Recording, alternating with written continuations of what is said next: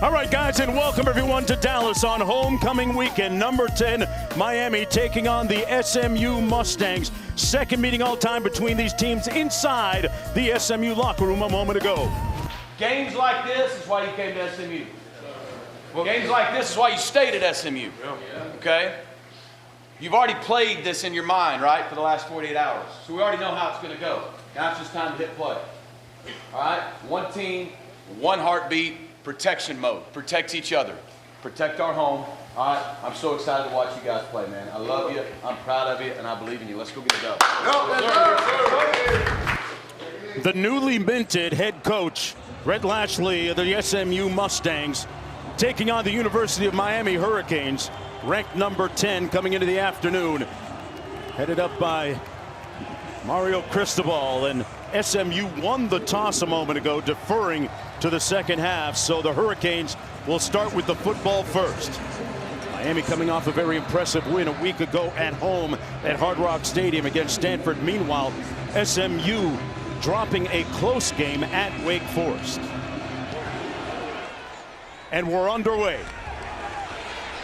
Keelan Marion, one of the top kick returners in the country a season ago, takes it out to the 31-yard line. You're watching ESPN College Football presented by ServPro. Folks, this is the ACC on ESPN from Gerald Ford Stadium here on campus at SMU. I'm Mark Jones alongside Roddy Jones. Quinn Kesnick down on the field as we get underway here in Dallas. First down and 10 for the visitors from the 35-yard line. Carson Beck, the starting quarterback for the Hurricanes, completing 73% of his passes on the year, and had a nice bounce-back performance last week. Out of the backfield is Mark Fletcher. Made a nice move and pushed out of bounds right near the line of scrimmage. Maybe got 3 yards on the play. Alexander Kilgore pushing him out of bounds. There's the number on Carson Beck. Roddy, what do you make of his prospects coming into this game? We did a really nice job last week of flushing the game 2 weeks ago, where he threw 4 interceptions against Louisville. Against Stanford was much more under control, much more poised. 21 of 28, took care of the football, but a lot of it was because of Miami's success in the run game. Looking to throw here, Malachi Toney, one of the most immutable players in the entire country. Just a freshman, only 19 years old, picks up 7, enough for the first down.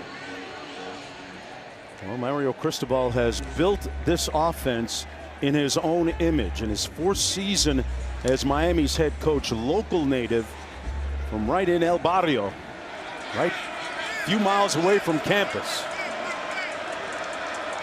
Former offensive lineman and player with the Hurricanes. Bauman splits out the tight end. Beck with a clean pocket, and Fletcher couldn't squeeze it at the 47. It'll be second down and 10. 2 plays ago, Miami did something a little different. They lined up Malachi Toney in the backfield. That was a little bit of a wrinkle that we haven't seen much this season, if at all. So Miami already getting creative with how to get number 10 the football. Malachi Toney, one of the best players in the entire country as a true freshman. And there's Toney in motion. They'll move him around the chessboard a lot. Little receiver screen, nowhere to go though. Brought down behind the line of scrimmage by Ja'Kai Lang. Let's take a look at today's impact players, brought to you by Mattress Firm. Well, when you look at this Miami offense against this SMU defense, Miami offensively, Malachi Toney is certainly one, but Mark Fletcher had 106 yards on the ground to power this offense.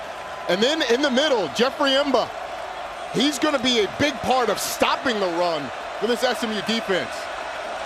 He's got a great journey all the way from Cameroon and France to American football, and here now in Dallas. 3rd and 13. Beck fires.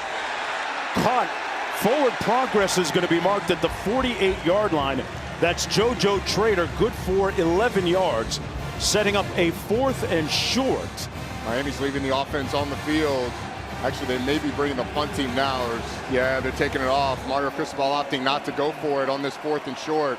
SMU's defense is excellent in short yardage situations. It's something that Miami coaches called out to us. That probably goes into the decision to go ahead and punt the ball away. But JoJo Trader getting the start today as C.J. Daniels, the starting receiver for Miami, not playing.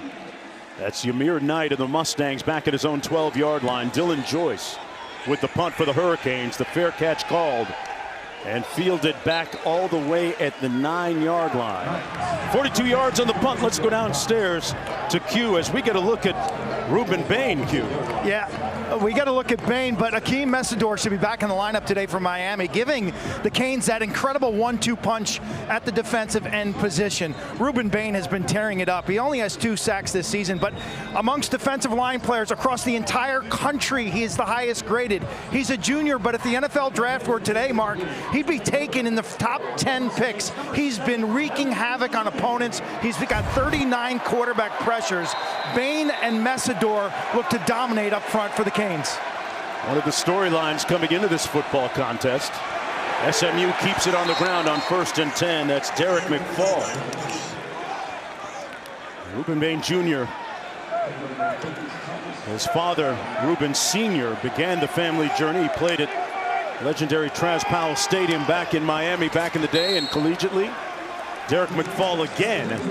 Hey, how much of an equalizer or not can tempo be in this football game? It's going to be huge. Miami doesn't substitute a lot on the defensive line, so if you can create some fatigue, it's an advantage.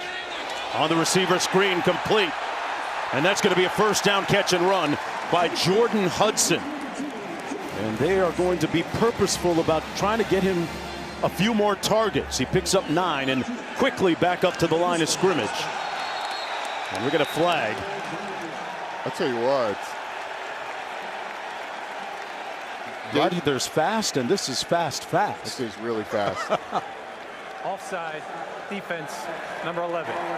5-yard penalty, first down. David Blay, number 11, lines up in that nose guard spot, is right over the center. He had 2 false starts, or 2 offsides a week ago. One early in the game, one just after halftime. You can see himself really frustrated by jumping off sides, but I mean, when you're the nose guard, the ball's right in front of you. He's got to be more disciplined.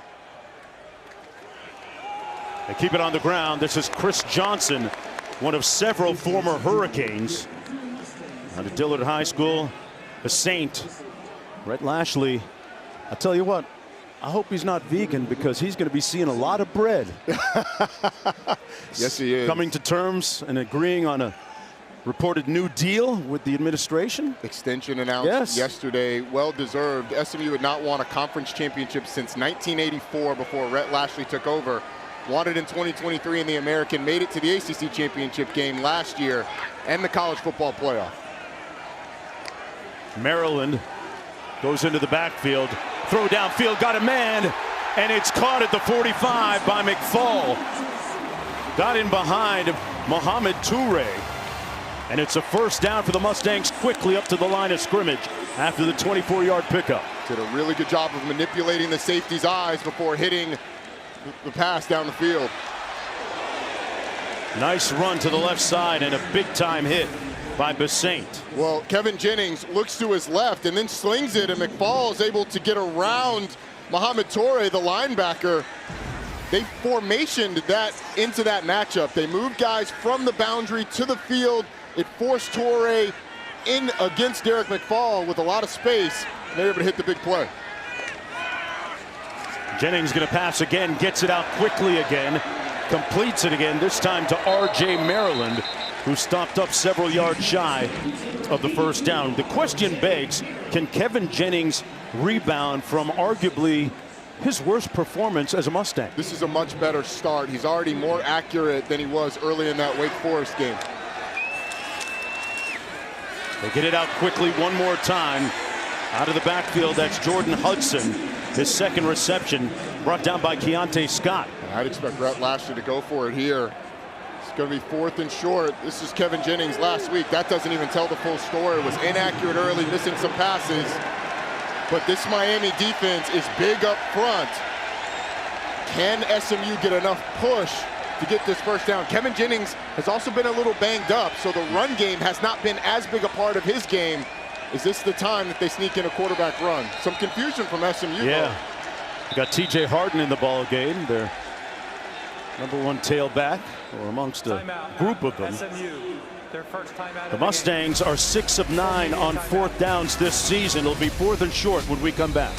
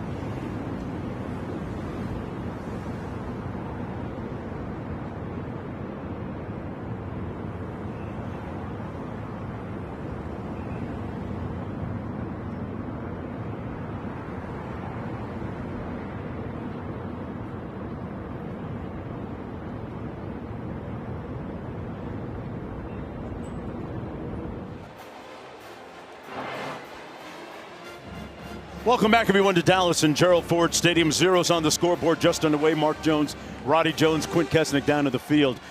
Partner, Miami lost to Louisville a couple of weeks ago. Do you see any similarities between SMU's initial attack here and what Louisville did? Well, SMU's been getting the ball out quick and getting it to the perimeter. That's where you attack Miami, at least early. But the tempo is something different. And this is going to be a big 4th down coming off of a situation on a dead ball. They fumble it, put it on the ground, and the Hurricanes able to recover. R.J. Maryland couldn't squeeze the handoff, and the Hurricanes will have 1st and 10 coming back the other way. One more look. R.J. Maryland, not accustomed to taking a handoff, doesn't have the pocket right, reaching for the football.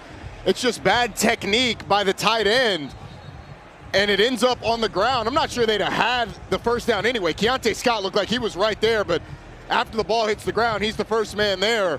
When you hand it off to guys that aren't used to taking handoffs, sometimes you can have those things happen in crucial situations. Rhett Lashley thought he had a play, but ends up in a turnover on downs. Wow. Really a turnover, not a turnover on downs because of the fumble. Mark Fletcher in the backfield on 1st and 10 for Miami. Malachi Toney in motion. Fletcher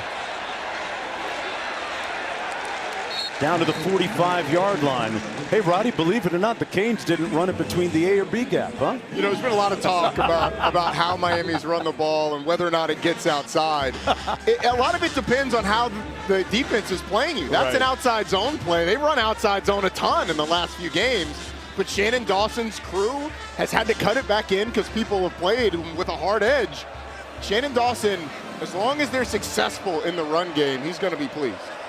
Fletcher and Tony now in the backfield beside Carson Beck as Tony motions out.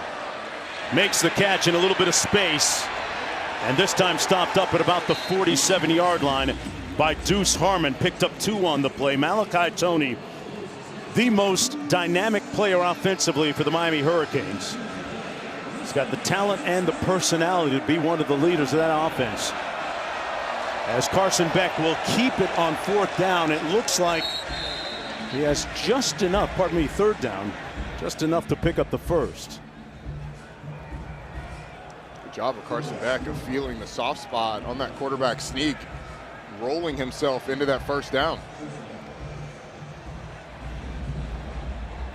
Malachi Tony with a big day in special teams last week, Roddy. We did Miami's game against Stanford, and his 2 punt returns really catalyzed that offensive production.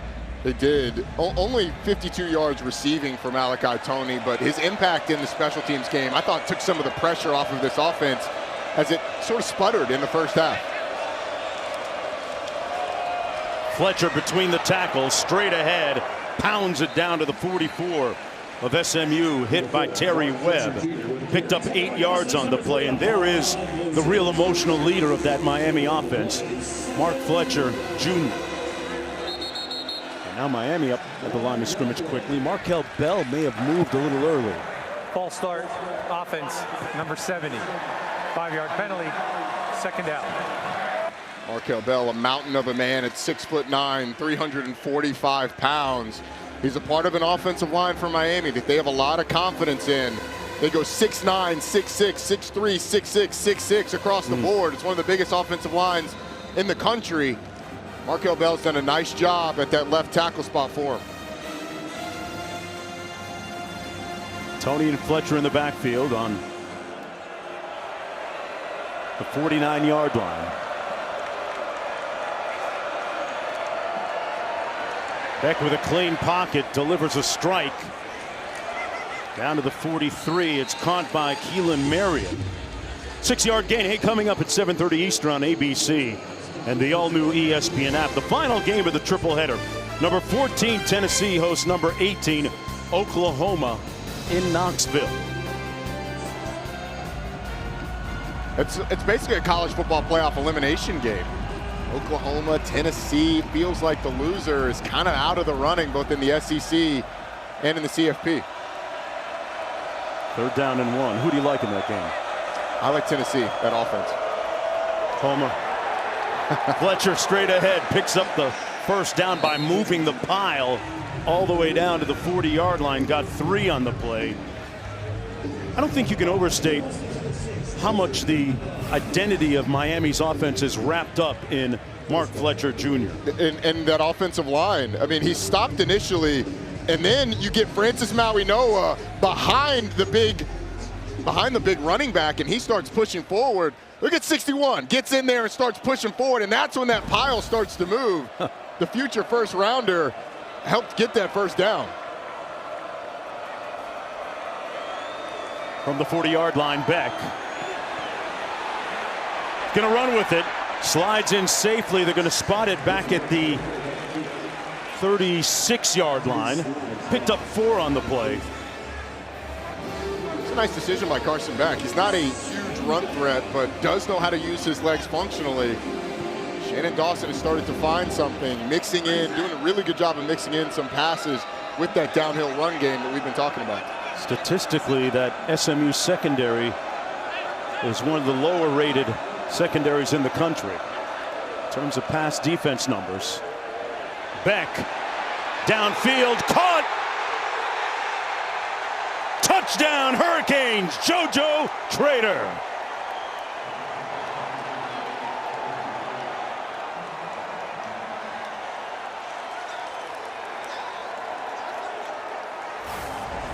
JoJo Trader getting the start because CJ Daniels is out, just slips inside of Marcellus Barnes, and then does a really nice job of using his body to bring the ball in. This was a guy who came in much ballyhooed out of high school. People have been waiting. Where is JoJo Trader? There he is. Shows the immense talent there, and Carson Beck feeling comfortable putting it right on the money. He delivered a strike.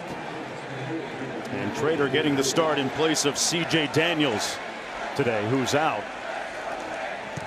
Hurricanes strike first. It's 7-0. And Carson Beck looking very much comfortable on that drive.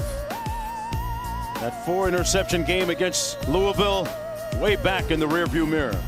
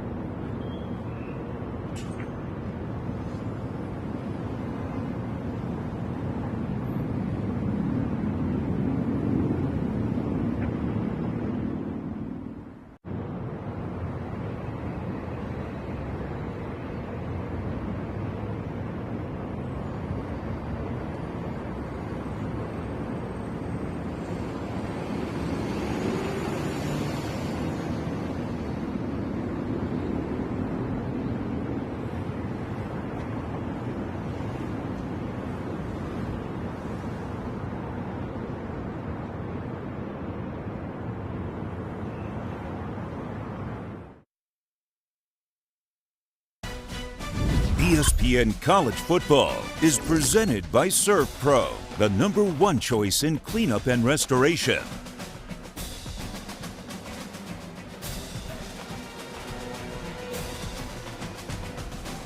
And welcome back, everyone, to Dallas. Some of the wonderful and cool images from our crew and their Halloween costumes. Roddy, what did your kids dress up as? We had a queen, a bat, and Evie, and then my wife felt bad that I wasn't going to be included, so she dressed up as me in college.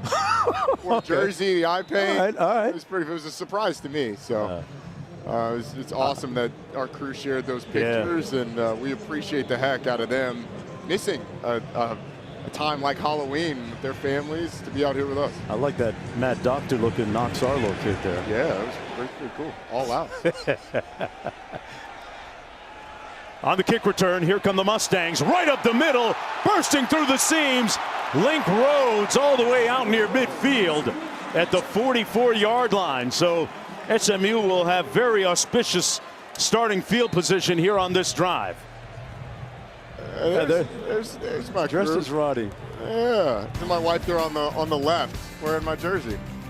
Happy Halloween, everybody. Took it out of the Hall of Fame, huh? Back after this.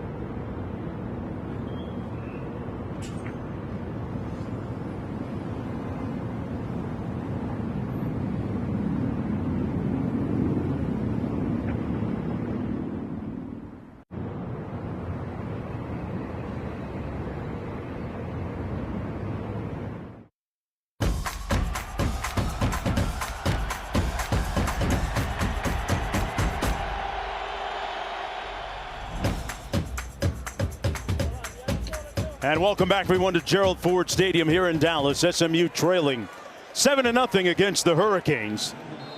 Mustangs with the football, 1st and 10 from their own 43 after that 40-yard kick return by Rhodes. Jennings gets it out quickly again to Jordan Hudson. Already with his 3rd reception in the ball game, picks up a few yards. Toure making the stop for Miami on the 3-yard pickup. Jordan Hudson was a guy that they wanted to get the ball to early and often. And Keontae Scott on the defensive end for Miami might be Miami's 2nd best defender, and that's saying something. Ruben Bain being 1st, but SMU has had Jordan Hudson involved a lot. Had a 100-yard game against Clemson. A little bit less of a game last week. Those are impact players brought to you by Mattress Firm. And the pass incomplete. Armando Blunt getting a hand on it, so it's 3rd down coming up and 6 to go for the Mustangs. That is something that comes up when you watch Kevin Jennings. He gets a decent number of balls batted down by defensive linemen. A little bit of a lower throwing angle. That is something that was a point of emphasis for Miami. Now you have to contend with Ruben Bain and Akeem Mesidor, both lined up to the top of your screen. Coming off the edge, they throw it away from him. Pass complete to Chris Johnson, hit immediately by Damari Brown. No gain on the play, 4th down coming up. In comes the punt unit for SMU. Corey Heatherman's unit defensively has been the best in the ACC this year. A lot of that starts with the front. That time they lined up Mesidor and Bain to the field side, and SMU just opted to dump it out to the boundary and hope for something good to happen. Hope to make a man miss. Wasn't able to happen. See if the Mustangs kick it away from Malachi Toney or not. Wade McParson. It's Barron, pardon me. An end-over-end punt. Toney fields it cleanly at the 18. Back to the studio with an update on Texas and Vanderbilt.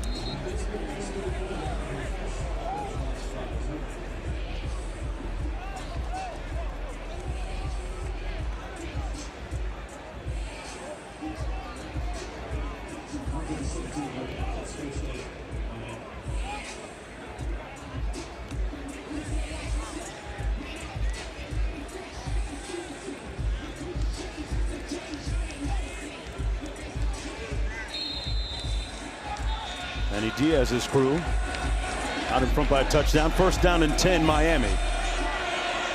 Mark Fletcher in the backfield for the Hurricanes. Toney in the slot. Flags on the field.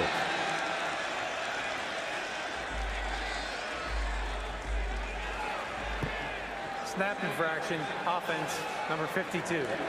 5 penalty, remains 1st down. Roddy, what a great story Vanderbilt is this year. Yeah, they really are. It's been quite the run, although on the road they had road wins at at Virginia Tech and at South Carolina. It's a different beast going to Texas. Texas up early, but Arch Manning, how about that? Getting some confidence early in this game. Malachi Toney in the slot. The 18-year-old said he was 19 earlier, still precocious and poised beyond his years. Pass complete to JoJo Trader that time. Picks up 10. 2nd and 5 coming up. It's a good gain on 2nd down, but Mark, the pre-snap penalties for Miami have really hurt this team. It really throws them off. It's a team that's predicated on being 1st and 10, 2nd and medium, 3rd and short. Their ability to run the football. That gain gets them back on track into a 2nd and 5. From the 22, Beck hands it off to Fletcher. Powering and pummeling his way down to the 32. Finally stopped by Brandon Booker, and he picks up the 1st down. Mark Fletcher, one of those local guys from American Heritage High School. Yeah, the right side of that offensive line, just bullying SMU up front. And then Mark Fletcher gets to the 2nd level, does the same. Off the play fake, Beck finds Fletcher out of the backfield, showing off his receiving skills, and out across the 45. And another 1st down. Kyron Chambers makes the tackle on the 12-yard gain. This is an offensive line that's only allowed 6 sacks all year. And so far, Carson Beck has had an eternity to throw the football. Worked through his progressions. He's hit the check down a couple of times. We've seen him run a little bit. Shannon Dawson has to be pleased with the rhythm his quarterback is in, and really the rhythm that this offensive line is in, opening up gaps in the run lane and keeping Carson Beck clean in the pass game. Tony in motion. They keep it on the ground. Across the formation. That time it's Jordan Lyle as we go down to Q. Shannon Dawson this week told us when we spoke to him, he said, I have to have a high capacity for boredom. Interesting, leaning on that running game, leaning on Mark Fletcher, leaning on this offensive line. He said, last year, our defense wasn't any good. I knew we had to score 40 points, and that's why we threw the ball around the yard with Cam Ward. This year, 28 may do it, and you see that in the way he's calling this game, leaning on this offensive line and Fletcher. Yes, you do, Q. And this offensive line, a year older, a year more experienced. Beck going to take off for the second time this afternoon and slides in right at midfield. They spotted at the 50-yard line. With 18 seconds to go, a 2-yard gain for Carson Beck. I think if you get this to a 3rd and short, they're going to take it to the second quarter. But I think if you get this into a 4th and short, you're going for it behind that big offensive line and the surge that they've been able to get. But Mario Cristobal going to be able to think about it between the 1st and 2nd quarters. They got a lot of beef on that offensive line. 345 pounds, 325, 295, 345, 335. Those pants are full up there. Back after this break.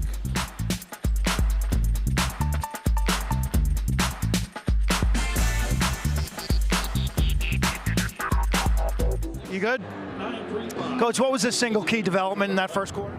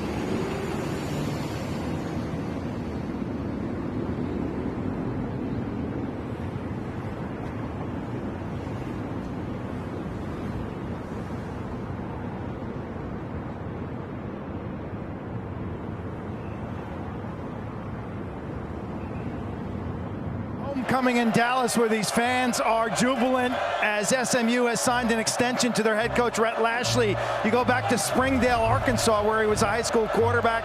He played at Arkansas and then became a coach at the college level, often aligned with Gus Malzahn. Remember, Gus Malzahn was his high school football coach. So Lashley, after being an OC at Auburn and then Miami, extends his contract through 2032, which will keep him here in Dallas. And let me tell you, Mark, SMU will never lose a coach because of money. Yeah, they've poured a lot of resources into their building here, in a literal sense. We met with him yesterday, and we had definitely gotten a tangible feeling that he was extremely happy where his feet were and are, and that he planned on being here for some time.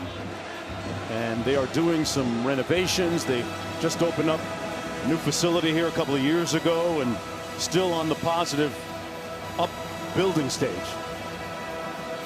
You mentioned something really interesting, was that these teams are firing coaches so early that the incumbent programs have a lot of time to figure out what it's going to take to keep their current guys. SMU, Rhett Lashley, been talking about this for a while, it seemed like, as Arkansas opened up weeks ago. Yeah. But good on SMU for getting it done, because Rhett Lashley has really brought this program back to prominence. Mentioned earlier that the last time they won a conference championship before Rhett Lashley was 1984 in the Southwest Conference. Obviously, the journey through the death penalty and everything that meant for this program happened, but Rhett Lashley got them back, winning the American Conference Championship, getting to the ACC Championship game last year, and a college football playoff appearance. He has brought SMU back to prominence, and so good for SMU for doing everything they could to keep him here. And you think about those extensions signed nationally, Roddy, that you mentioned, Coach Signetti at Indiana, Matt Rule at Nebraska. But when you look at Lashley, he's a family guy. He's got 4 kids.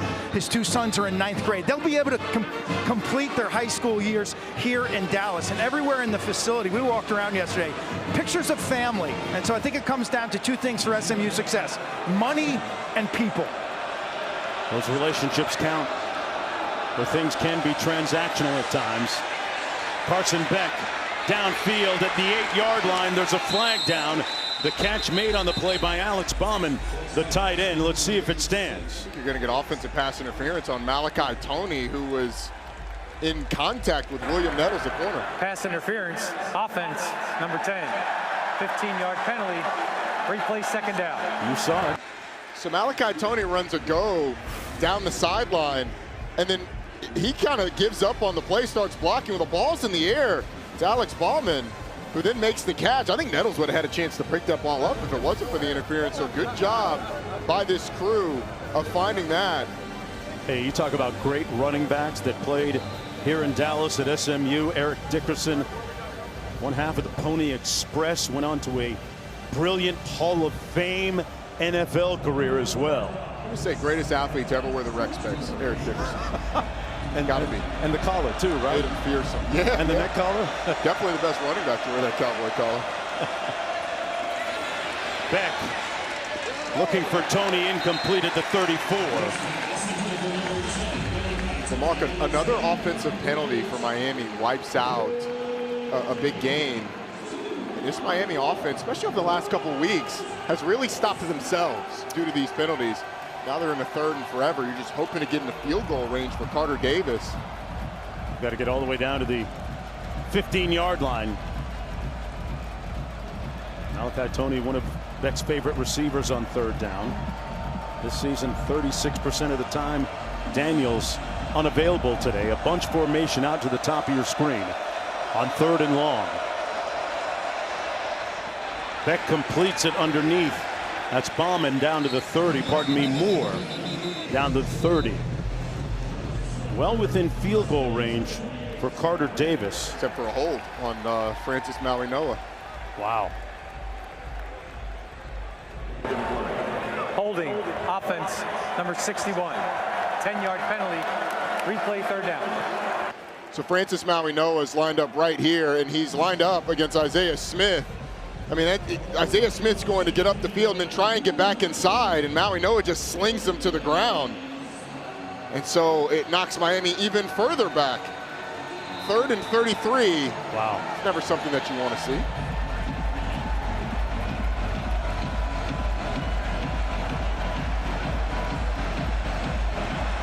All the way back at the 48.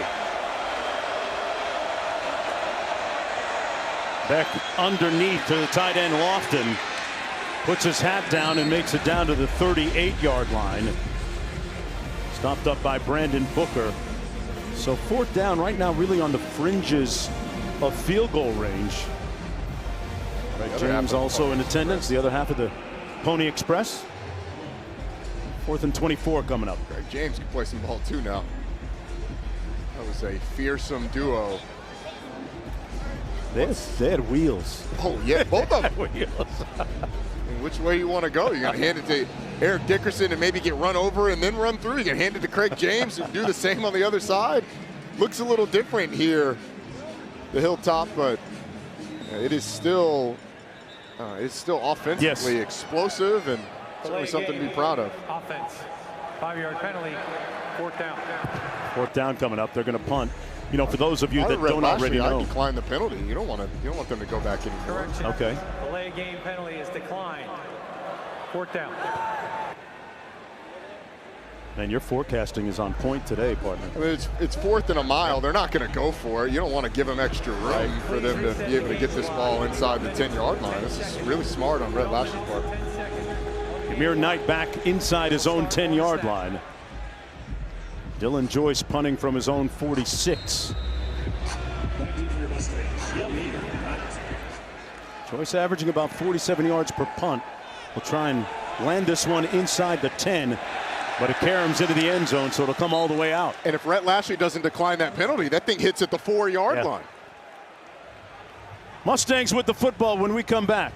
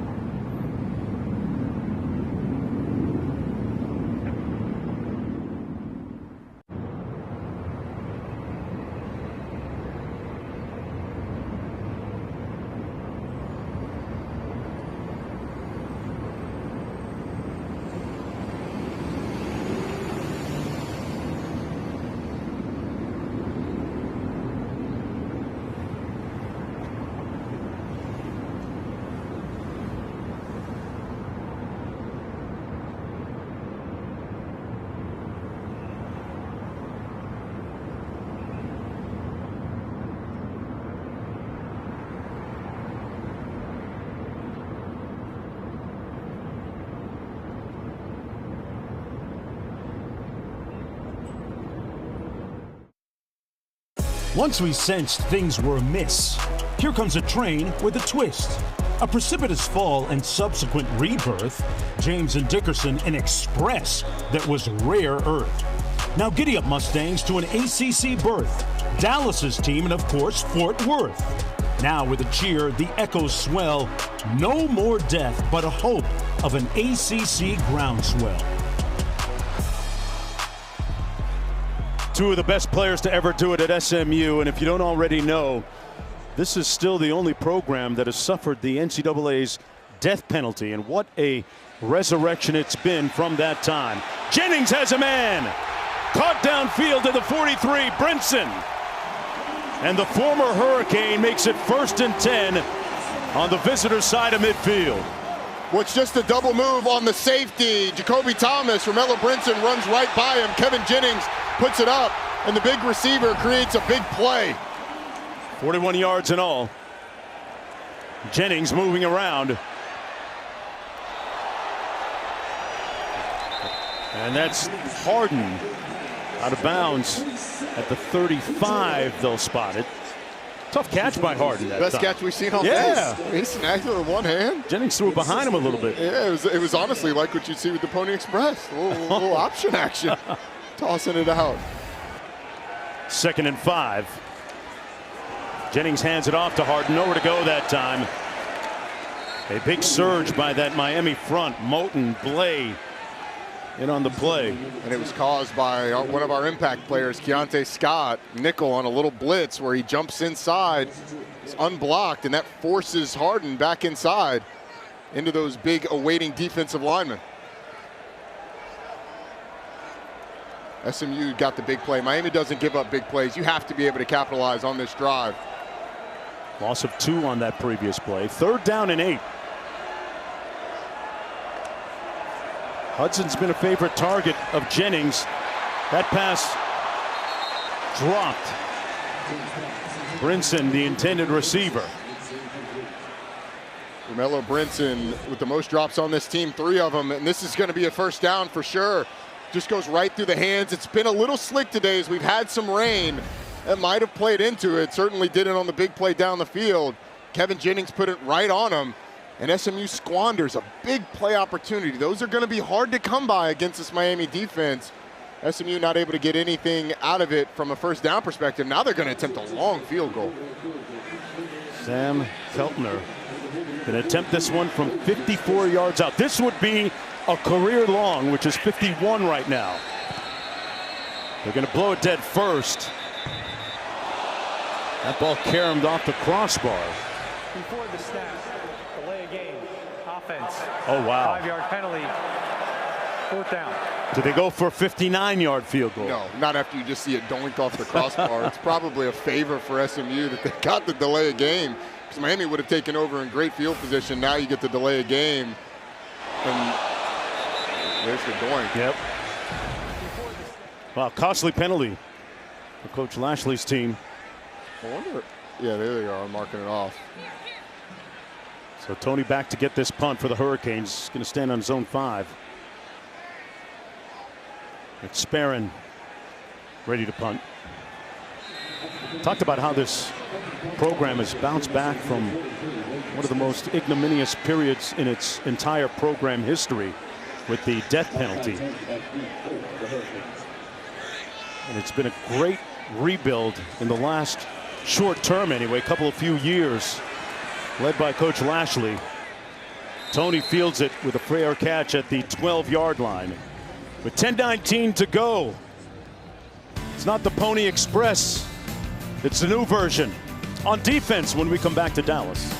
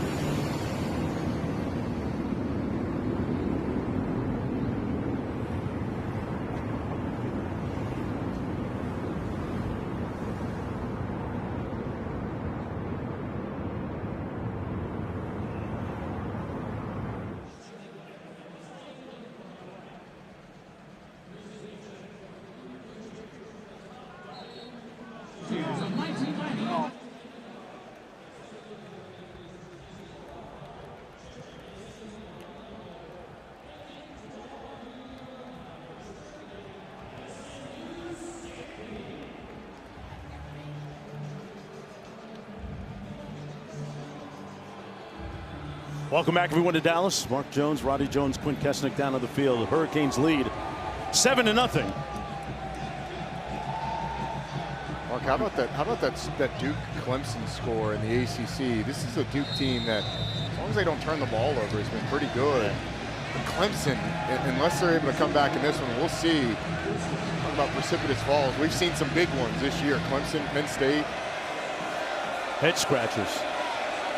South Carolina in there as well, preseason top 15 team. Back out of the shotgun.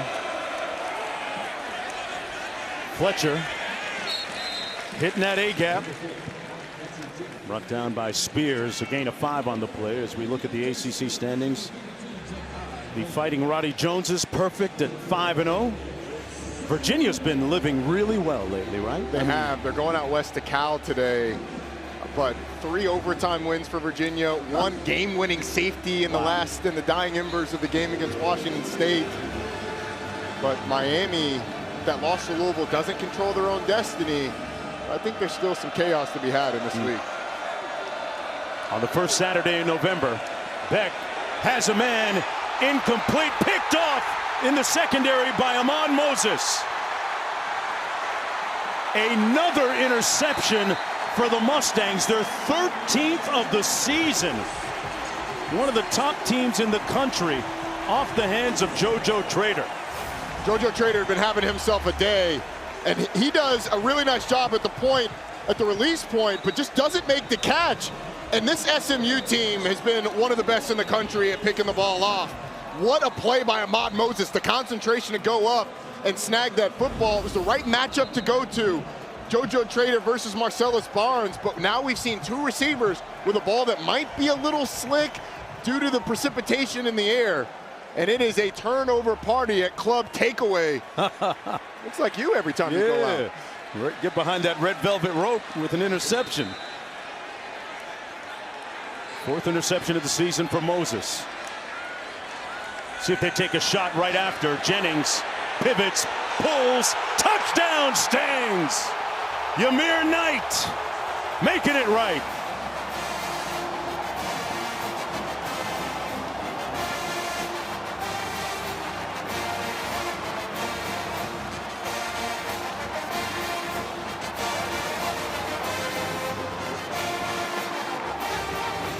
In a blink, they convert. And for Jennings, that's his 18th touchdown pass of the season. Knight's 3rd touchdown catch. They immediately take advantage and capitalize on the INT.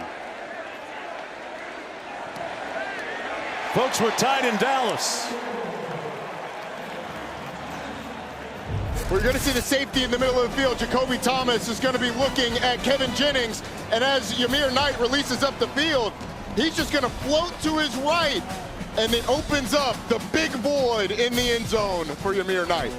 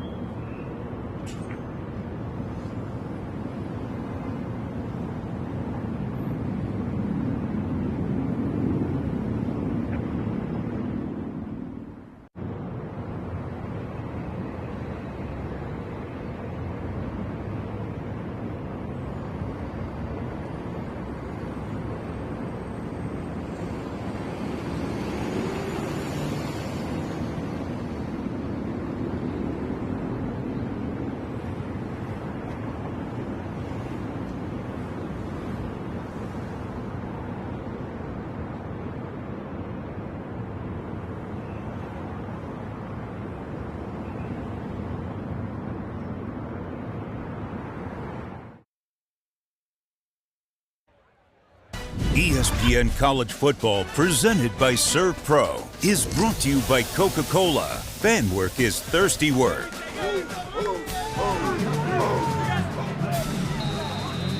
And welcome back, everyone, to Dallas. It's homecoming weekend here at SMU. A lot of proud alumni in the building today. I'm not sure why you would let just bounce out of bounds and take it at the 35, but fielded by Marion trying to make a play. Well, there's the Taco Bell Live Más student section. Only one student section can claim the title of Live Más student section of the year. Who will take home the trophy this year? Expecting a sellout crowd here today at Gerald Ford Stadium. Mark, you're exactly right on that kickoff. Keelan Marion lets that hit. There's a decent shot. It bounces out of bounds, and you get 25 more yards of field position. We've seen a number of times Miami inflict themselves with wounds. Catching that and then immediately going out of bounds is one of those.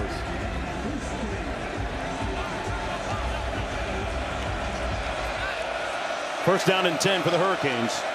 Marty Brown in the backfield. Ball tipped, caught by Malachi Toney, and out to the 24-yard line. Wonderful presence of mind to pick up 14. One of the first times they've gotten close to Carson Beck. Jeffrey Emba gets his hand on the ball, and everybody in orange, green, and white held their breath. But who else is going to bail you out? Malachi Toney, the freshman, has been the best player on this Miami offense all year long. Of course he comes up with the football. It's just been the way it's been all season for the Hurricanes offensively. That's the reason he's got the nickname Baby Jesus. He makes miracles happen. All the time. They run it over the left side of that offensive line, and the big tackle, Markel Bell. Brandon Booker makes the stop on Brown. Well, we hear that all interceptions are not created equal. That's one thing, but this is the miscue on the kickoff run. Yeah, if you let that bounce again, better than probably half and half shot that it bounces out of bounds and you end up on the 35-yard line. And even if it bounces inbounds and you catch it, you have an opportunity to get some positive yardage, and you probably get past the 13-yard line or the 10-yard line, wherever they started this drive. So just a little bit of a mishap by Keelan Marion being a little too aggressive, but Miami's got something going offensively once again. From the 36. Brown in the backfield as Fletcher gets a breather on this series so far. Play fake. Beck on the move, a flag thrown on the field. And Beck throws it incomplete for Lofton, the tight end.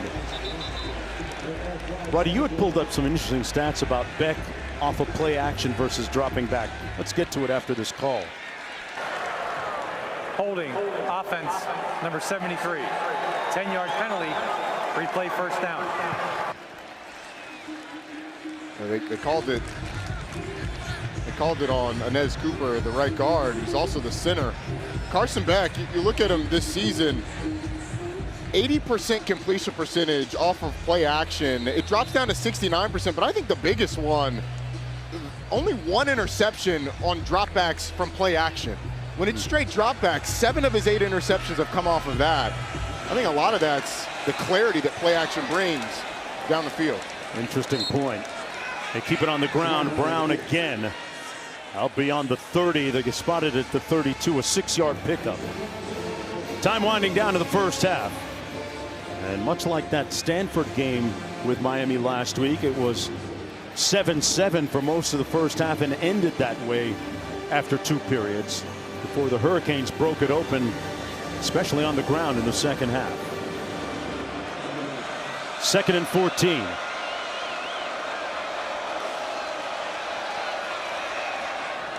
Off the hands of the intended receiver at the 37.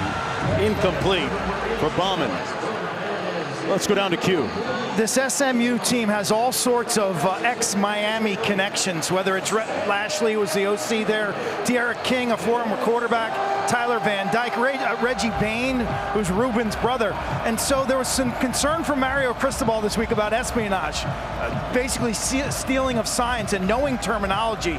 So he said Miami took all all chances to refresh all their calls. He said he was on edge, but they went through everything from hand signals to calls, and they refreshed it to make sure that it's airtight.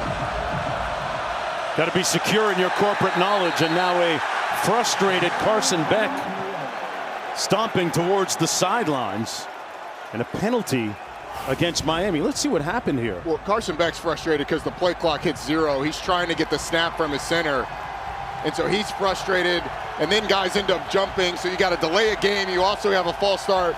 It's been a frustrating start. Miami's penalties have really... Wow. False start, offense, number 73. 5-yard penalty, remains third down. That penalty is actually caused by Carson Beck's frustration. Him yelling sets off the offensive line, but he's frustrated because the play clock had hit 0. So he thinks they're going to get a delay of game called. They had not called the delay of game yet. Roddy, that's the 7th penalty against the Canes for 55 yards already. 3rd, and Frisco, Texas to go, and another tipped ball. Incomplete, 4th and long. Punting time for Miami. This defensive line for SMU has started to affect Carson Beck a little bit with pressure, especially up the middle from Jeffrey Imba and Terry Webb. There's no pressure here, but Terry Webb gets his hands up and knocks the ball down. We've seen a couple of tipped balls. We've seen a little bit of pressure in Carson Beck's lap. And it feels like the momentum has started to swing SMU's way because Miami's having one of those days where you're having a lot of self-inflicted wounds. Joyce punting, averaging 44 on the season, a line drive. It's going to take a Miami bounce in a big way. Can they keep it out of the end zone? No, they can't. A wasted opportunity that time on a pretty good punt by Joyce, Roddy. They basically knocked that into the end zone. I mean, I don't understand it, why you would go after it that aggressively. You're not racing anybody to the ball. If Yamir Knight picks it up, just tackle him. Yeah. I don't know why you would be sprinting and trying to pick it up as if it's about to go in the end zone. Let it bounce. Let it keep bouncing instead of being that aggressive with it, and then the long snapper just kind of kicks it. I mean, another special teams mishap. Yeah. Head scratcher. 1st and 10 coming back the other way with 6:40 to go in the first half after that 73-yard career-long punt. That was a great punt. Yeah.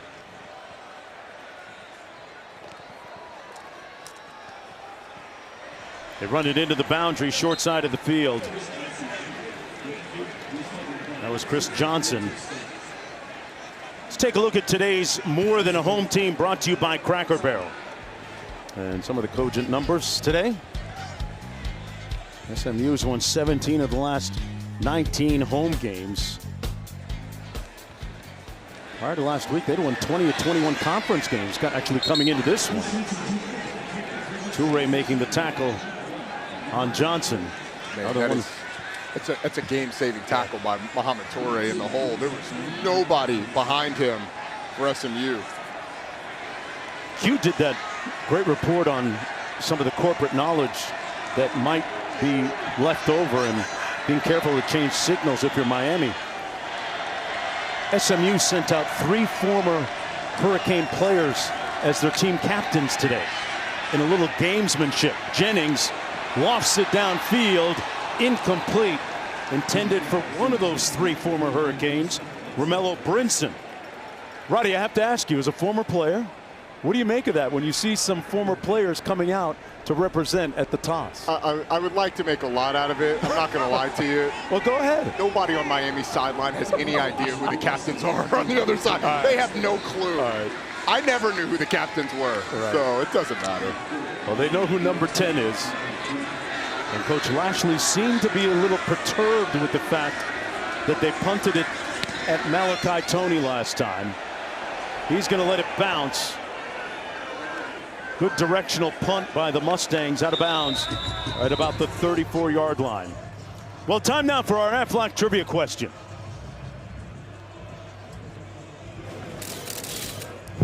Aflac. When was the last time SMU had a home win over an AP top 10 opponent? Man. I actually know the answer. Do you? I can't remember the team, but I You know think I know the year. Okay, I'm gonna go 1981 is gonna be my guess. Although I'm not even sure if they played a top 10 team. That's gonna be my guess. I'm gonna go 83. You know the answer. Are you telling us the answer? Or you, No, or I'm, you just I'm kind of guessing. I throwing think me off the scent? I can't remember whether it was something I saw in the notes or not. I'm guessing, kind of. First and 10 for Carson Beck. Tony in motion, and there he is.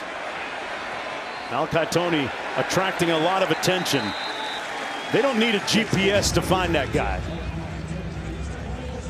Ahmad Moses and Kyron Chambers making the tackle on the 3-yard gain. We're going to answer the Aflac trivia question right away. Last time SMU had a home win over an AP top 10 opponent. Tell me.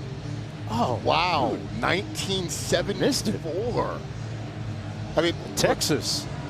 you have to have top 10 teams coming in, and when they were going through Conference USA and the American and all, it's hard to get top 10 teams in here, but that's a long time. Keep it on the ground. Mark Fletcher. That was the old Southwest Conference days, I'm guessing, with Texas in '74. Timeout for defensive players' helmet. Pardon me, Texas A&M. Let's just say Southwest Conference was doing NIL before NIL. They were ahead of the curve. SMU got caught and got the hardest penalty, but they weren't the only ones. There were a lot of teams doing it back then. It's a big third down, though, for SMU. They played a lot of zone coverage, which allows Malachi Tony to be able to find soft spots in that zone. You have to be able to affect Carson Beck if you do indeed drop back in zone. On 3rd and 3, they're 3 of 6 on 3rd down. And Miami disjointed and disconcerted right now. Another penalty. Start offense, number 63. 5-yard penalty. 3rd down. That's 8 penalties for 60 yards. You're a South Floridian. Does DJ Khaled have a spot down there? Because that for Miami was another one. Yeah, he does. And he's not saying we the best right now in terms of offense.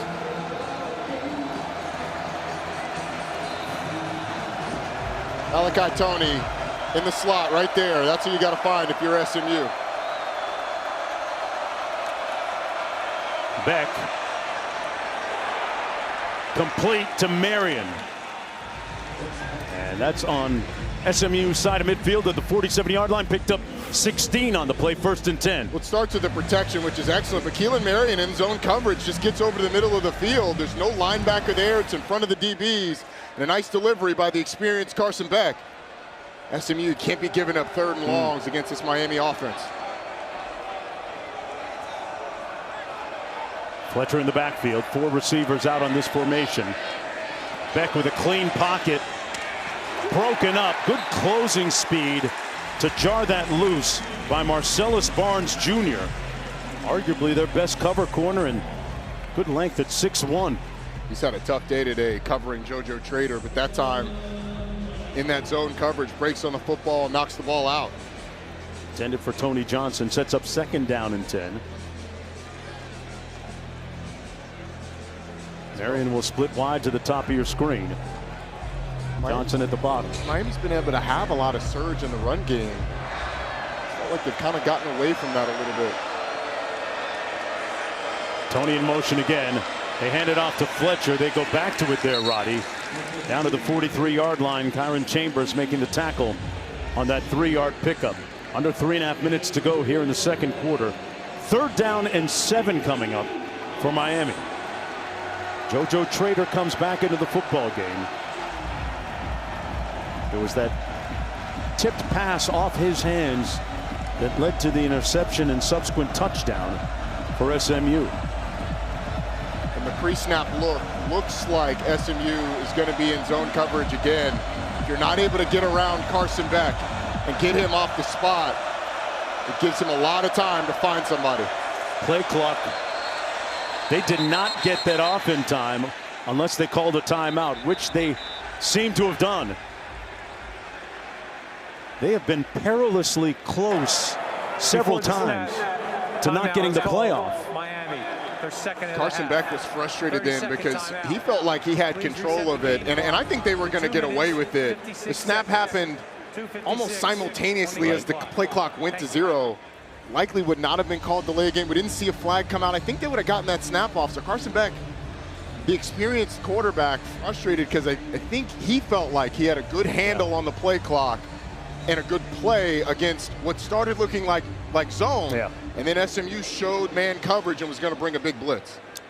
Hey, the next UFC Fight Night is tonight exclusively on ESPN+. The prelims are going to go on right now, actually, and the main card begins at 7 Eastern, highlighted by the featherweight main event. Watch on the all-new ESPN app. Here on homecoming weekend at SMU, tied at 7. Miami looking to improve to 7-1. SMU, meanwhile, you think about it, 2 of their 3 losses this year have come on walk-off field goals, so they have been frighteningly close. Could be a different story altogether right now with just 1 loss as well. And they're coming off their worst performance of the season, probably the Rhett Lashley era against Wake Forest. They look a lot better today offensively, and the defense is doing its part. Got to get to the 37 to pick up the first down. Incomplete. No flag on the play intended for Tony. Chambers breaking it up. And it's 4th down. Stang's defense gets off the field. That is such a good play by the 5th-year senior Isaiah Wachovia, the safety who was first-team All-ACC. Malachi Tony's just going to come up and break in, and Wachovia does a really nice job of being patient. You wait for Wachovia, or you wait for Tony to break the route, and then you break. You don't bite until he commits. He is all over it and ends up knocking the ball out. And excuse me, that was Kyron Chambers, not Isaiah Wachovia. Really nice job by Chambers. Dylan Joyce into punt again from his own 43. And a fair catch called at the 8-yard line. Well, it's almost time for the first college football playoff rankings release, folks. Tuesday, November 4th on ESPN. We have the College Football Playoff Top 25 show presented by Allstate. As we get ready for the release, let's see what the Allstate playoff predictor has so far. Miami had a 47% chance to reach the college football playoff. Do you like that number? Would you think it's higher or lower? Sitting here at halftime, almost halftime of a 7-7 game, I think it's probably okay. I think it might be a little lower. I do feel like if Miami wins out at 11-1, they're going to get in the college football playoff. The question is, can they do that? I think that 47% feels a little low. Okay. But Miami, hasn't looked great at times this season. Hibner, the tight end, forced out of bounds at about the 15-yard line. And fans, don't forget to go to ESPN.com/Allstate Playoff Predictor to check out your team's chances to make the college football playoff. It's a fun interactive tool. You can pick your team and say, all right, it'll ask you their 3 highest rated matchups, or the 3 matchups that they're most likely to lose. Do they win? Do they lose? And then it spits you out an answer, and it'll even spit out a bracket and say you've got an X% chance of winning the national championship. It's fun. Have to check that out on the all-new ESPN app. Got to look at the playmaker, Michael Irvin. Back where he made himself a wonderful, productive football player here in Dallas, and former Miami Hurricane, attended St. Thomas Aquinas. It's been a little bit of a frustrating afternoon for the punter and the quarterback. Back with more in just a moment.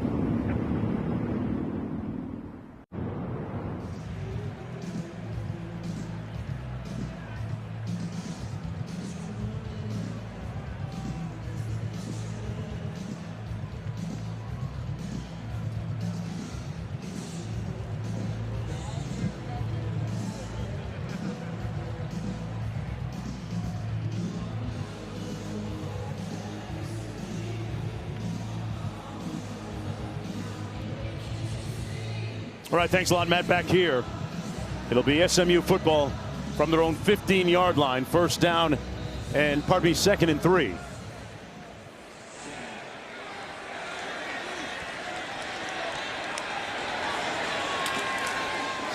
Jennings going through his progression.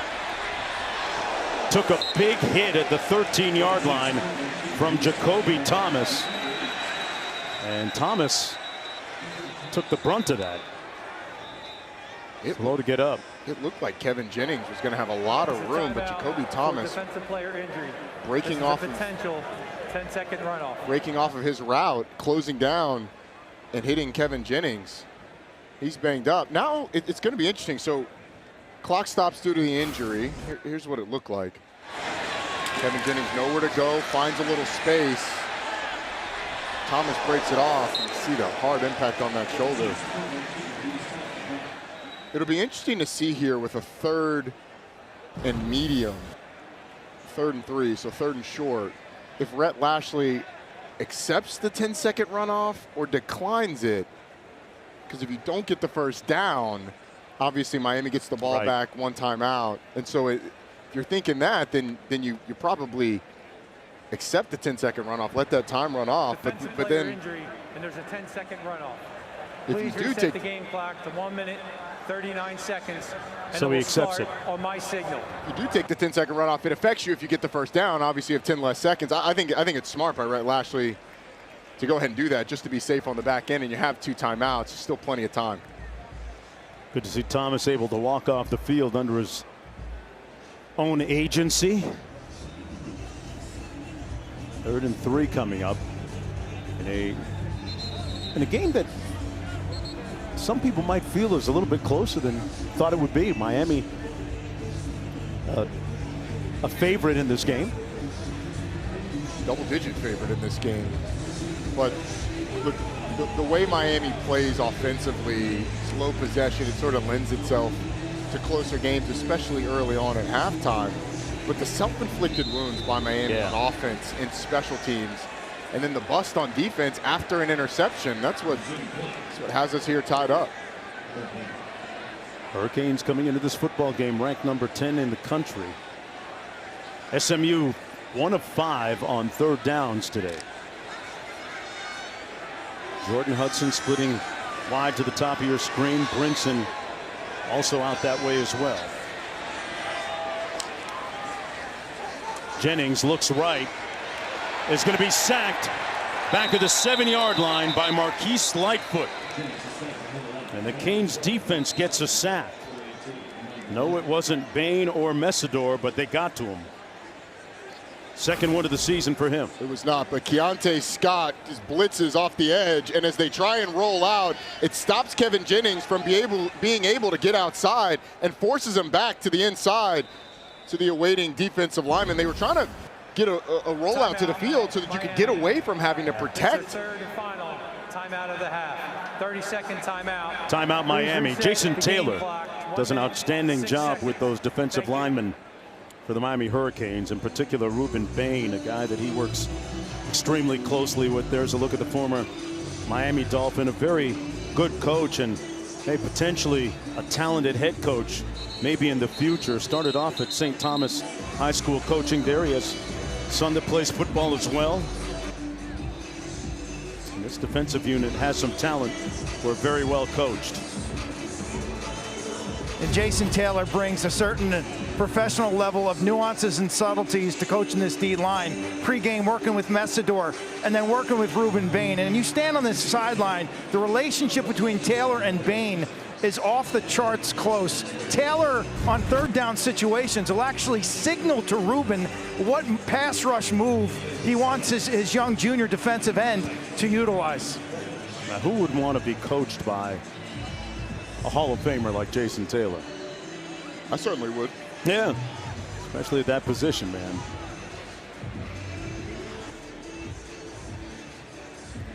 Let's take a look at this week's college football rankings brought to you by Chick-fil-A. Like Bain looking at some of the pictures on the sideline. Ohio State, Penn State in a tight game right now, 17-14. Mark, Miami's got 2 returners back, Keelan Marion with Malachi Toney. They've been kicking away from Toney, so Miami trying to encourage a return.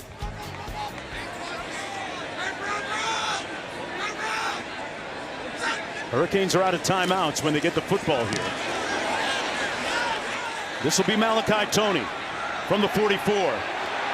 Got a block from Marion. Got a wall out there. Malachi, one man to beat. And finally forced out of bounds inside the 10. So the strategy, Roddy, worked of sending back 2 punt returners. It'll be 1st and goal, Hurricane. Well, Keelan Marion being out there makes sure that one of these guys is going to have a chance. I would have picked Marion because Malachi Toney, good things happen when he has the football. Once again, setting up Miami in great field position. Remember last week, the offense was sputtering in the first half. They couldn't get anything going, couldn't get out of their own way. Well, the beginning of the second half, Malachi Toney has 2 big punt returns to set this offense up in great field position, and he's done it here again. The one thing that SMU could not have happened, and that's a Toney explosion inside the 10-yard line. Hurricanes have to work expeditiously after that 47-yard punt return. They don't have any timeouts remaining. 1st and goal.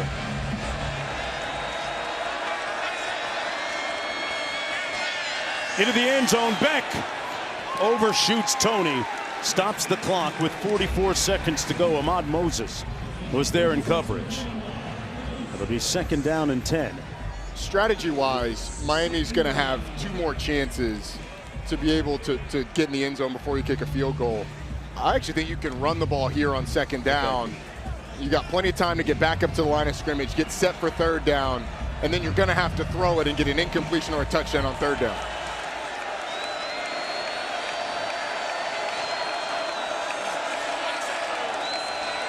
Beck completed the 5-yard line to the tight end Lofton. 3rd and goal coming up, clock running. Got to hurry up to the line of scrimmage, but you got plenty of time. You've got 15-ish seconds before you have to snap the ball. So you want to work with some urgency, but you don't have to hurry. They got the play call. Mark Fletcher in the backfield, 4 receivers on this formation. And SMU, well, we have a whistle here. Second charge, timeout, SMU. SMU will burn timeout. one of its remaining timeouts. To 15 seconds. Thank you. Roddy, for the 2nd consecutive week, we see Miami in a tight football game at the half, just like Stanford last week. It's 7 apiece. In terms of play calling, put on your offensive coordinator hat. What do you like here if you're the Hurricanes? Malachi Toney. Yeah. You don't have C.J. Daniels in the game, so the fade ball to Daniels is kind of taken off the table. So I think you find number 10. You're likely to get man coverage down here. And Malachi Toney, short area quickness-wise, is the guy you go to. And even if they go zone, he's got such a good feel of where to find those soft spots in the zone and a good connection with Carson Beck. I think that's where you're looking first. But we just saw Elijah Lofton catch a ball. Ultimately, if you're SMU, you have to be able to affect Carson Beck on this play. Get some pressure on him, get your hands up, maybe a ball batted down. Moore, a tall target at 6'4", split to the top of your screen.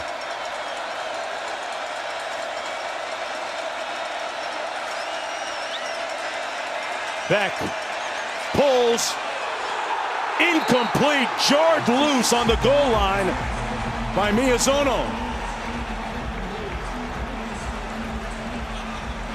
Broken up, Lofton couldn't put it away, and a jarring hit knocked it loose, and there's the residual effect of it right there. Elijah Lofton is feeling it, but Carson Beck delivers this ball to the back shoulder of Lofton so he doesn't hit Miyazono. And Brandon Miyazono does just a tremendous job of breaking on the football and dislodging that ball. So they're going to have to settle for the field goal from Carter Davis here, 6 of 7 on the season. This one, chip shot from 22 yards out.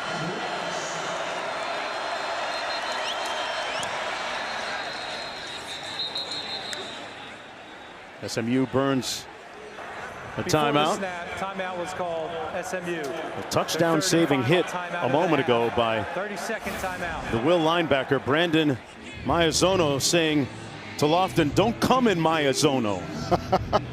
You're going to get tagged and tapped. If Carson Beck had seen that a fraction of a second sooner, you probably are able to get it to Elijah Lofton before Maiazono can make a break on it, but Beck was working through his progressions to get there. Didn't lead his receiver into that hit, but Maiazono, who was a couple yards in the end zone, really hard on that play, and I would say ultimately a disappointing end of the half for Miami after the big punt return inside the 10-yard line from Malachi Toney. Don't want to leave too much meat on the bone in games like this on the road in conference play. Davis from 22 yards out. Light work for Carter Davis, who's now 7 of 8 on the season.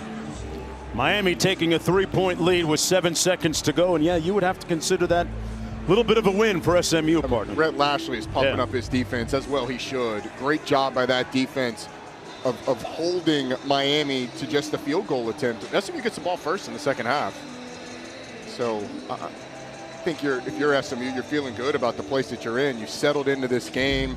Miami frustrated on the other side. Take away that big return from Malachi Toney, it's a different ball game, but yeah. 7 seconds to go in the first half.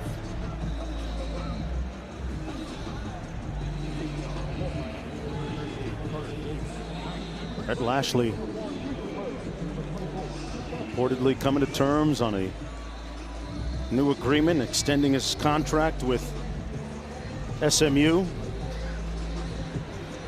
7 years. And this is part of the reason why. Things trending in the right direction here in Dallas. They have branded themselves as Dallas's college football team.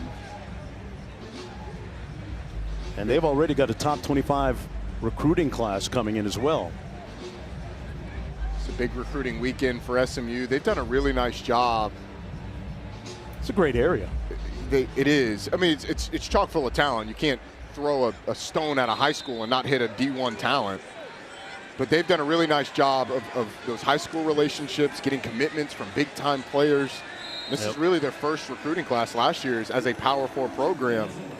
Arrows pointing up for the Ponies, although they are down 3 at halftime. That's why he came here, and that's why he's staying here. Meanwhile, back in Liberty City and Brown sub, Hurricanes fans a little concerned, leading by 3 at the break. Matt Berry, EJ Manuel, and the Avocados from Mexico halftime report coming up.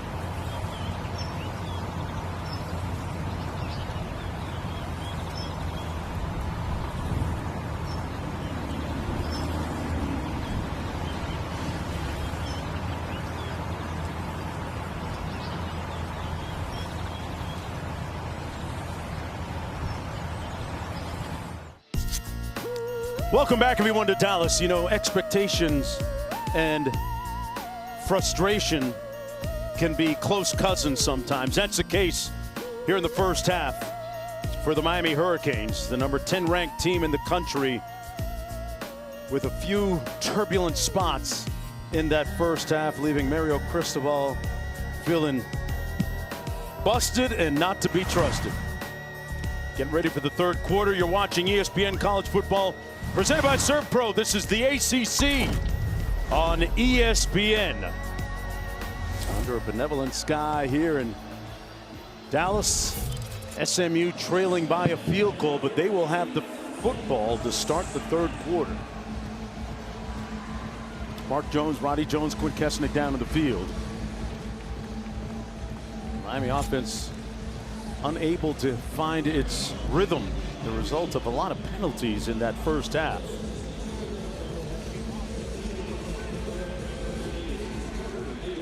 Clayton Johnson and Link Rhodes back deep for the SMU Mustangs. This is going to be Rhodes. And he's brought down at the 21-yard line, first down and 10 for Kevin Jennings from there. Here's a look at the numbers in the first half. As we check out the first half stats brought to you by Tums. 8 penalties, total of 60 yards. That might have been one of the more hurtful things for Miami.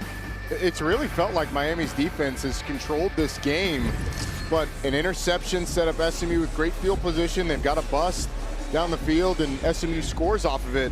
SMU has 93 yards on 3 plays, 3 big plays, only 121 total. So without the big plays, Miami's defense has really done a nice job.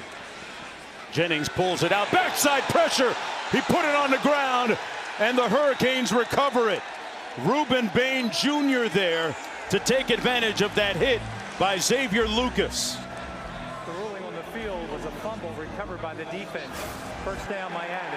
Well, Lucas is going to blitz, and he's actually going to hesitate when Kevin Jennings kind of hesitates himself. He pauses to see who has the ball, and then the question is Kevin Jennings' arm moving forward when that hit comes? I thought that it was a fumble in real time, but obviously being reviewed, Lucas hesitating to see, does the running back have the ball, does the quarterback, and then knocks it out.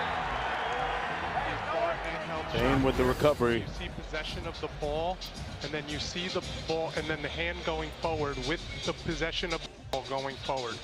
I agree. This is going to be ruled an incomplete pass. Are we all in agreement? Yes, absolutely. Good job. We're going to go back to the 21-yard line, and it'll be second down, position 1. So we're going to have, it's going to be position 1, and we're going to have 2nd and 10. Got it. Perfect. Thanks, guys. And the That previous play under review from the ACC Game Day Operations Center in Charlotte. After further review, it's an incomplete pass. Second down.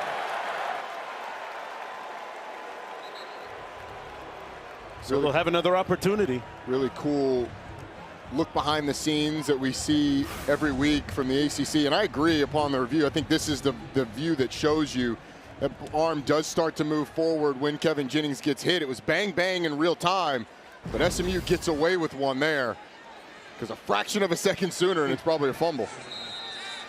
2nd and 10 as a result. Harden in the backfield. Jennings to pass again. Flushed out by Bain. Pass caught at the 36 by Hudson. 1st and 10, Ponies. 14-yard gain. Back up the line of scrimmage quickly. SMU got away with one. They had 2 guys for Ruben Bain, and neither one of them touched the defensive end. Jennings completes another pass. And that's going to be ruled out of bounds at the 41. Catch by Hibner. Yeah, this was Jordan Hudson just finding space and making himself available to the quarterback, showing him his numbers when Kevin Jennings starts to scramble, work out, stay in his vision. Jennings complete on the back shoulder fade. Boy, nice catch by Hibner again. Down to the 43-yard line, 1st and 10. Matthew Hibner got banged up in the last game, but that a really nice catch against Keontae Scott, the nickel. Good for 16 yards. In rhythm, Jennings completes another one, and another first down to Brinson, the former Hurricane, out of bounds at the 25. And because SMU has been able to get into their tempo, we've seen some substitutions on the defensive line. Ruben Bain and Akeem Mesidor a little more fatigued than they were to start the drive. Good for 18 yards. Jennings, hot shooter right now. And incomplete, intended for Brinson again. Defended by Lucas. 2nd and 10 coming up. How much of an equalizer has the tempo been, if at all, so far? It's hard to say it's been a big equalizer. Okay. It's been successful when SMU's gotten into it. But ultimately, the touchdown that SMU scored came off of the interception, the turnover. So it has impacted the game some, but Miami defensively has still been pretty good, even with the tempo. McFall motions out of the backfield. Jennings looking to run. Now gets rid of it, completes it. Hudson pushed out of bounds inside the 10. It'll be 1st and goal, SMU. And Kevin Jennings got rid of the ball just before he crossed the line of scrimmage. It was close. It was close, but the quarterback's entire body and the ball has to be across the line of scrimmage for it to be a legal forward pass. On 1st and goal, hands it off. McFall.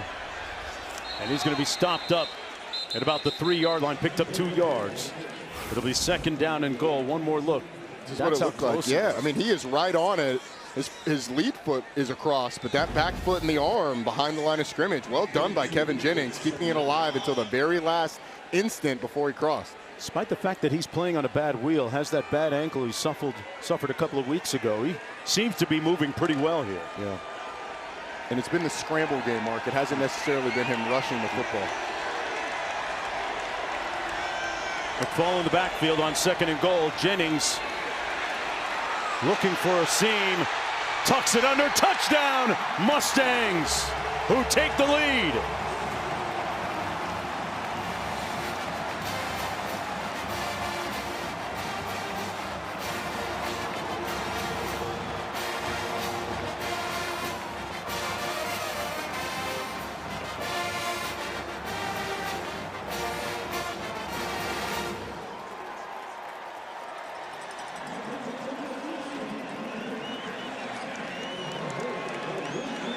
Jennings with his 2nd rushing touchdown of the season. The extra point good, and SMU leads by 4. Well, they try and block Ruben Bain with a guard, and he actually forces the pressure. But Akeem Mesidor, number 3, he's going to be in the middle of your screen right there. Watch out how he's slow getting out there. That is the effect of tempo down the field. The defensive end who's played play after play after play at speed, not able to get out on the quarterback as quickly as we would expect. Kevin Jennings able to break the defense and get in the end zone. That's the effect of that tempo, Mark, that we were talking about. Those defensive ends getting a little more tired late in the drive, not able to get out on a fast quarterback.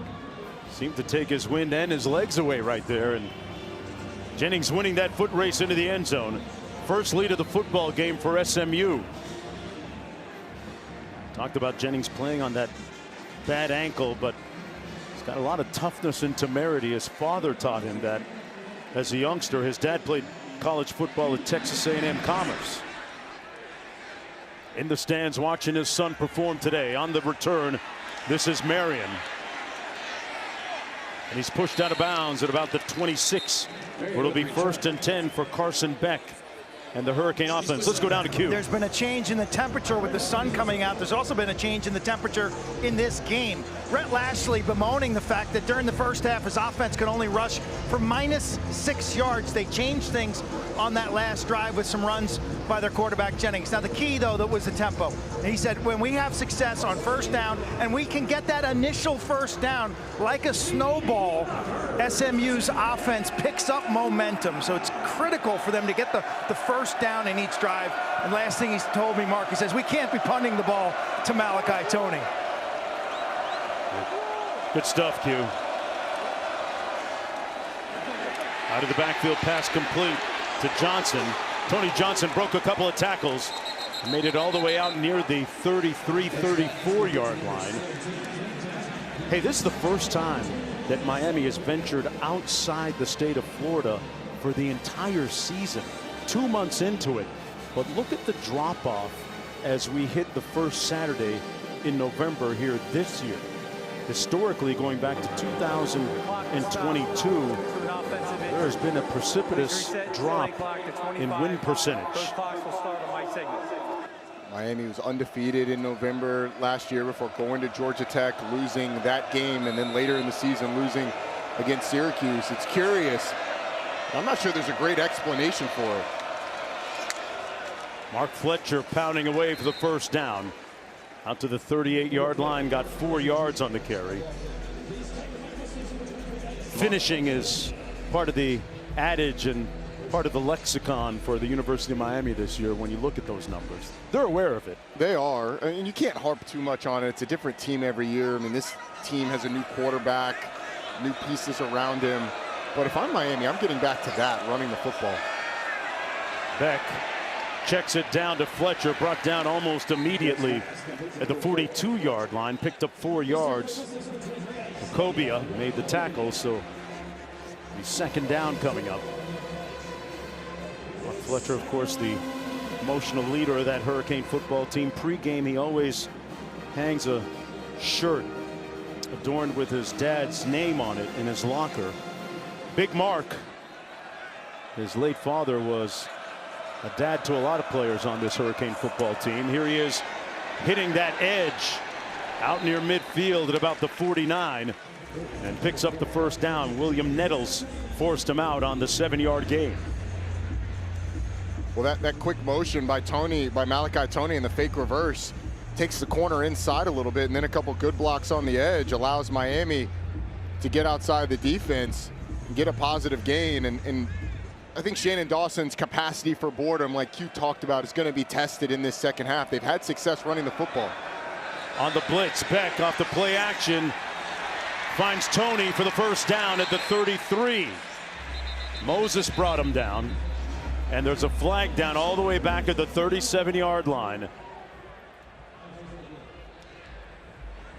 Let's see if this play stands or not.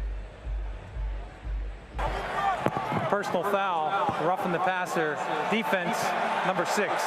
15-yard penalty added to the end of the play. First down. That's going to go against Jeffrey Emba. We had a great meeting with yesterday. He's able to get into the backfield. James Brockermeyer hits him a little bit. We don't see the end of that play. We certainly didn't see a roughing the passer there. Maybe a high hit to the quarterback. Emba's going to come back in the football game. Let's bring in Jerry. Jerry, your thoughts on that and why? So I thought the timing was good, but as Rowdy mentioned, the hit could have been high, but also the one thing we didn't see was whether he drove the quarterback into the ground. That very easily could have happened. Thanks, Jerry. It's a 1st and 10. Tony in motion. Fletcher with a yawning hole all the way down inside the 5 to the 3-yard line. 1st and goal, Miami. Mark Fletcher with a 14-yard gallop. Well, you're going to get great blocks on the right side, and then the puller comes around to kick out. It's just a really nice job by this offensive line that continues to grind you into a pulp in the second half of football games. It's why Miami likes to run it early on. It's to set up the second half for that big offensive line that goes 345, 325, 295, 345, 335 across. Starts to wear you down. Beck into the end zone. Room service. Touchdown, Bauman. And the Hurricanes retake the lead.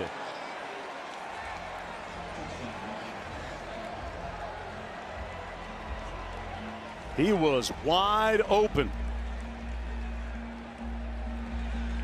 Boy, that's how you respond. Remember what happened last week? It was tied at 7 against Stanford, and they went on to win 42-7. That's the first touchdown reception this season for Alex Bauman.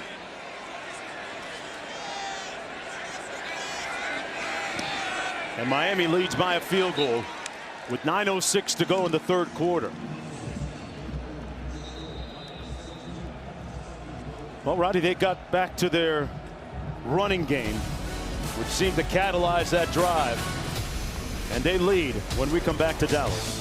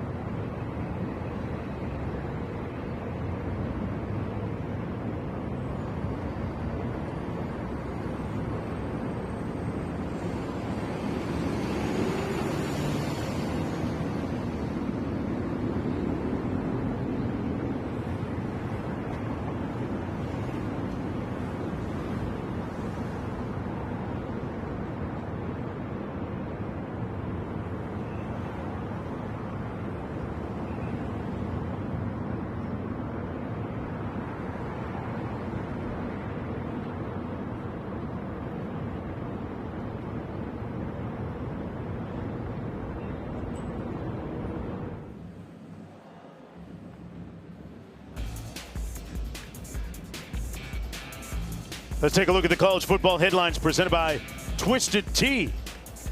Georgia Tech at number 8 in the country with a 75% chance to reach the ACC championship. Virginia at 46. Miami at 31.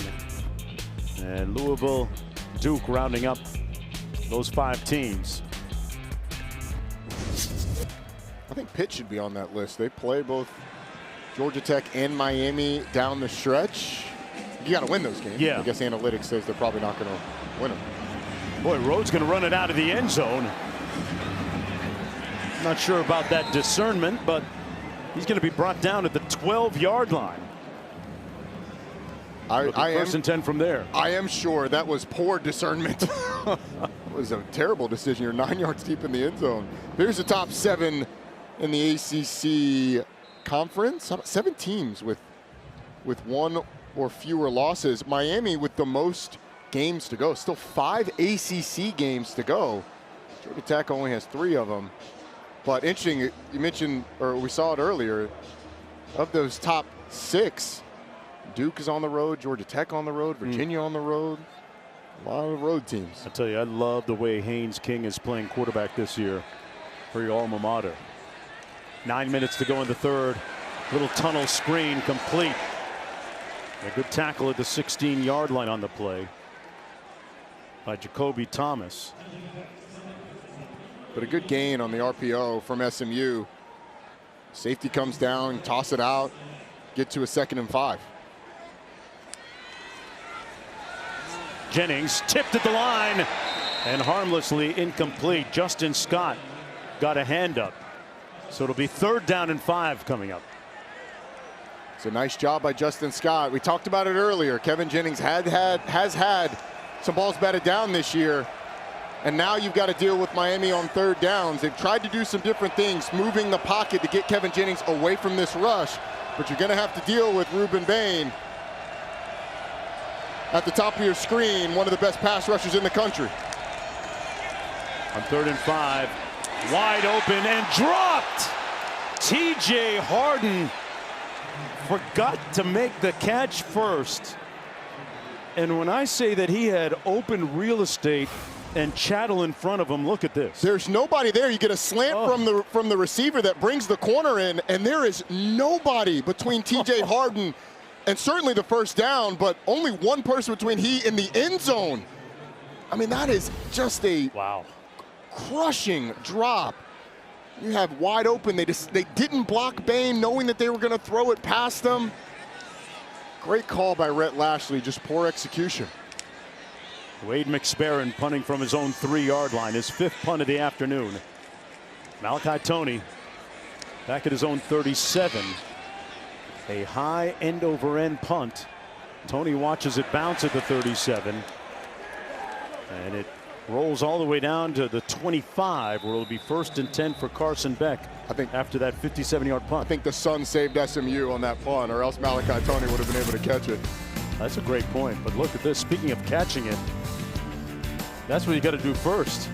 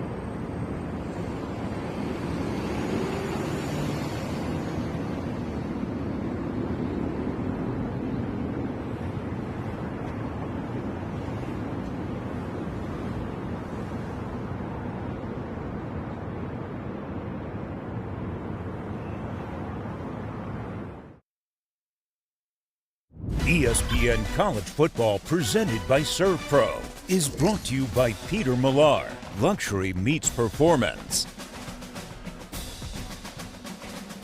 I picked a bad time to stop eating red meat, Roddy.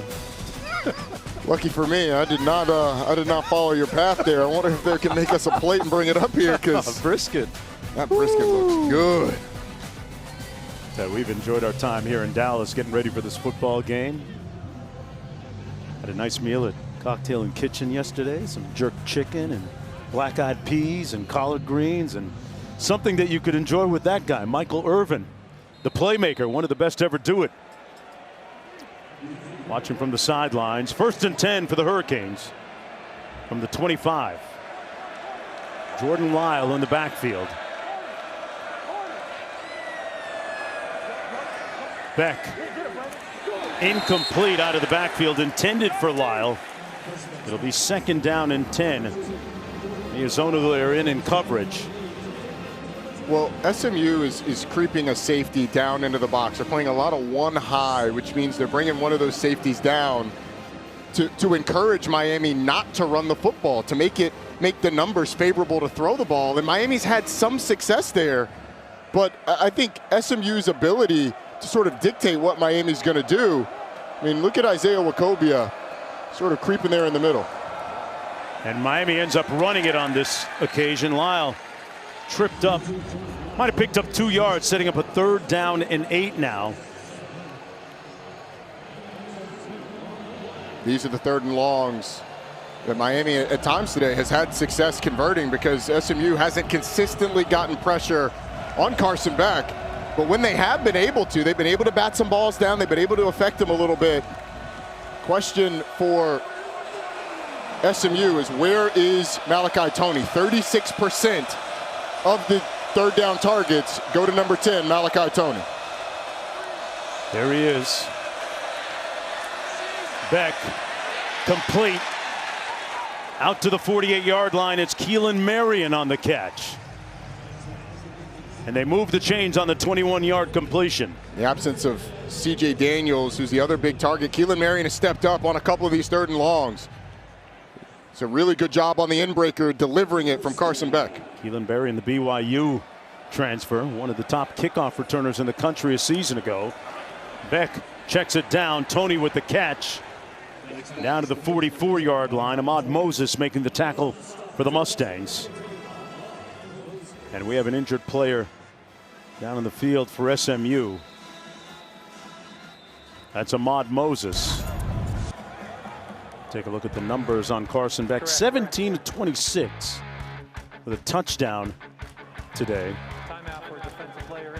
It's a lot of attempts today already for Carson Beck. 29 attempts so far in this game. It's been a pass-heavy game plan. The one interception, all interceptions are not created equal. That one wasn't on Carson Beck. That was a drop by JoJo Trader that popped up into the air, and a really nice play by Ahmad Moses, who injured on this play. I mean, he is one of the best players on this defense. You can see him walking very gingerly off the field, the captain. Q? Yeah, Beck's been very efficient, not flashy since his 4-interception performance against Louisville 2 weeks ago. This is a guy super experienced, 6-year senior, 30 career wins. He's 30-4 as a starter, 22 years old now, and I just get the sense that he's very much in control. He's playing within this system, and he's not trying to make the flashy or highlight play, Mark. It's a great point, Q. He's done a great job of working back to his checkdowns quickly, not getting greedy. It's a great point. 2nd and 2. Hurricanes will pick up the 1st down on the ground. That's Jordan Lyle again, down at the 38-yard line. We talk about patience being the key for the Hurricanes offensively, in the run game in particular. And we have an SMU player. It's going to cost It's going to cost SMU a timeout. The ball was spotted. Sure looked like the player went down. Charge timeout. SMU, their first time out of the half. That's Terry Webb, number 4, the starting defensive tackle. And this is the part of that rule that I understand why they put it in, but I don't like this part of the rule, because Terry Webb is clearly banged up. He's trying to get off the field, but Miami hurries to the line of scrimmage.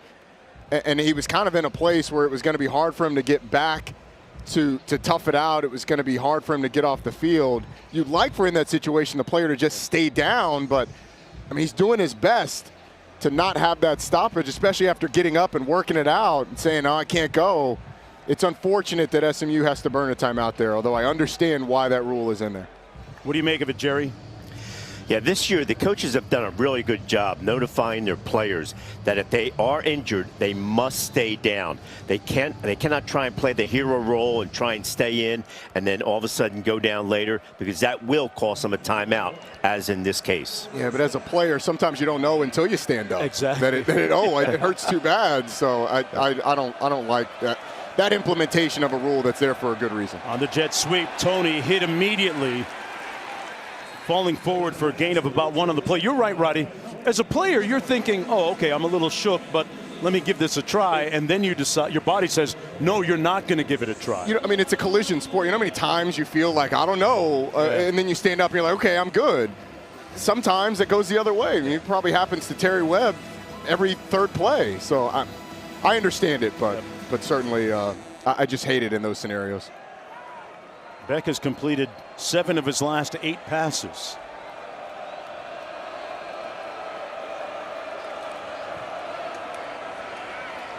Lyle again, stopped up at about the 32 by Kilgore, picked up 5.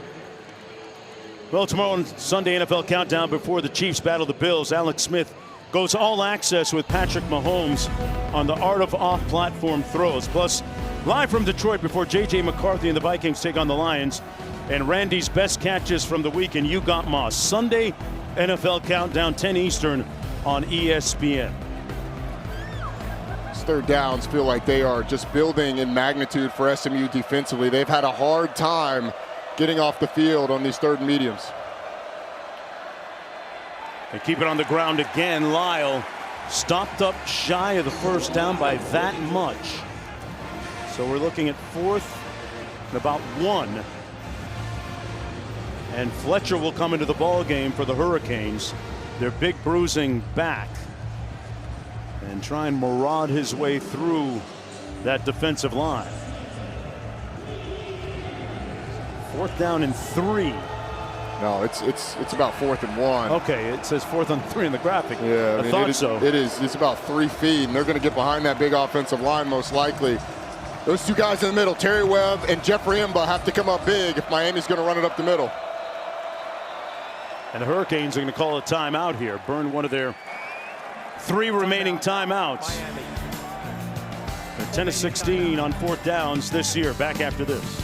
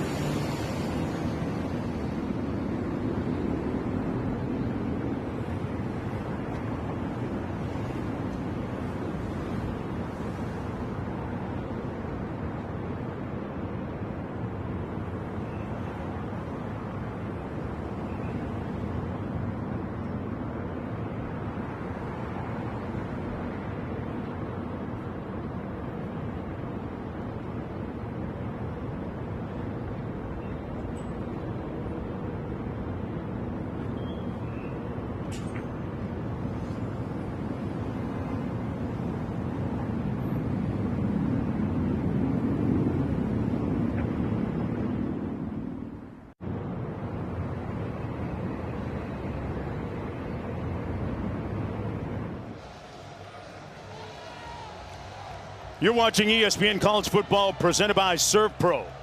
Miami Hurricanes going to go for it here on 4th down and about 1 to go on this, the 9th play of the drive. They love the right side of that offensive line. Francis Mauigoa and Inez Cooper, both well over 300 pounds, their best 2 run blockers. And Mark Fletcher in the backfield.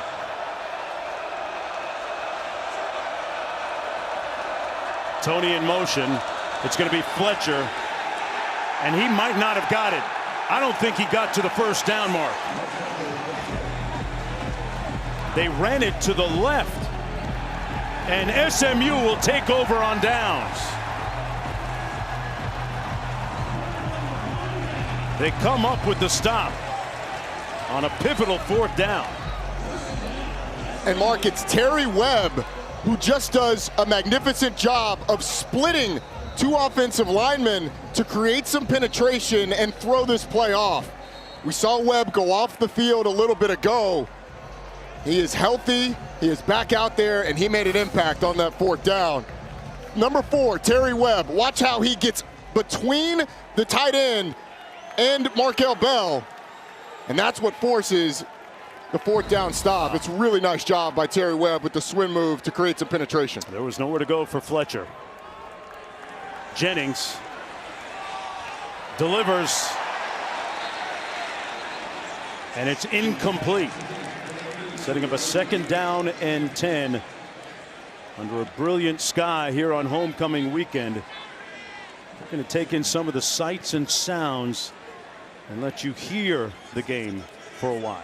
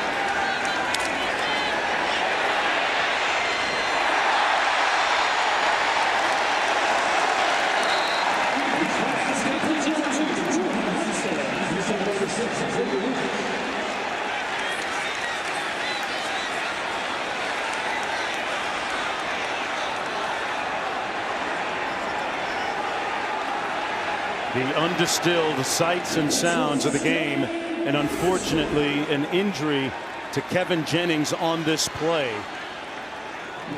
He got rolled up earlier in the drive and came up a little hobbled. He's been battling injury really since the Baylor game, week 2, and week after week it's gotten tweaked a little bit, but Ty Hawkins, the backup, true freshman in the game. Out of the shotgun, going to have him hand it off to McFall. Boy, how does this impact their offensive package, having Ty Hawkins come in, a freshman from San Antonio? You're going to have to distill it down a little bit to things that Ty Hawkins is comfortable with, but when we asked the coaches about him yesterday, offensive coordinator Casey Woods described him as fearless. He is going to need to be against the top 10 team at home as Kevin Jennings tries to work it out. They had a really good drive going, but he's a freshman with a great deep ball, and he's good enough. He was good enough to beat their backup, beat him out in the spring, forcing a transfer, so they really like the talent. Miami bringing some pressure. He throws it incomplete.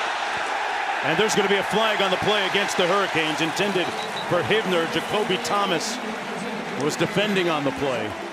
With 91 seconds to go in the 3rd quarter, and a significant plot twist with the leg injury to Kevin Jennings, the starting quarterback for SMU.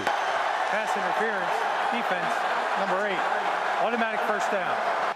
Thomas was holding him like a grudge that time. And Kevin Jennings back on the field. He came on the field fired up, clapping to his teammates, trying to hype him up. And we asked him yesterday, how do you keep doing this? How do you keep getting banged up and coming back out? And he said, look, it's his mom and his dad that really taught him to have that toughness, and he wants to be out there with his brothers. Knight play the drive. Jennings back in, throws it complete to Yamir Knight. Getting pass, complete number 8, Yamir Knight. He's pushing it out to 41. Just he has his team.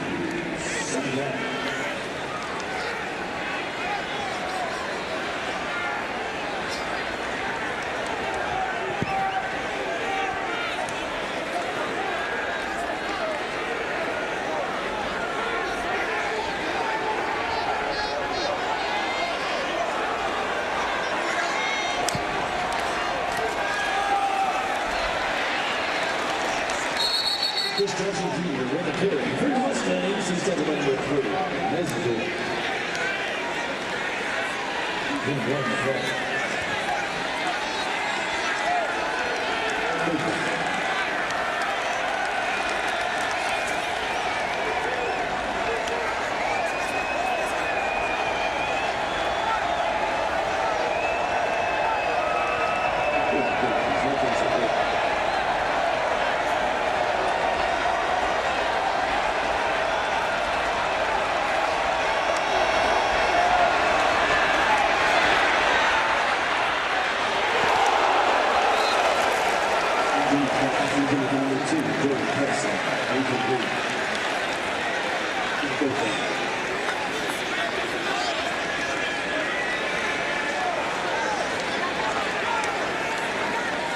Off that incompletion, SMU will attempt a game-time field goal from 43 yards out. Off the toe of Sam Keltner.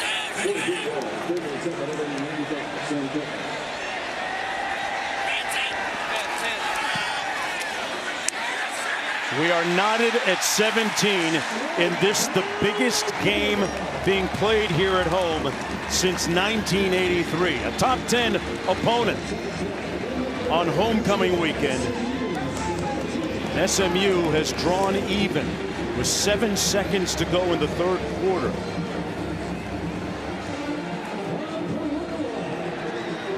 Kevin Jennings able to come back in, getting a little bit more giddy up in his gallop, just like that pony running across the field right now. A 10-play drive, 44 yards, losing just under 4 minutes on the clock.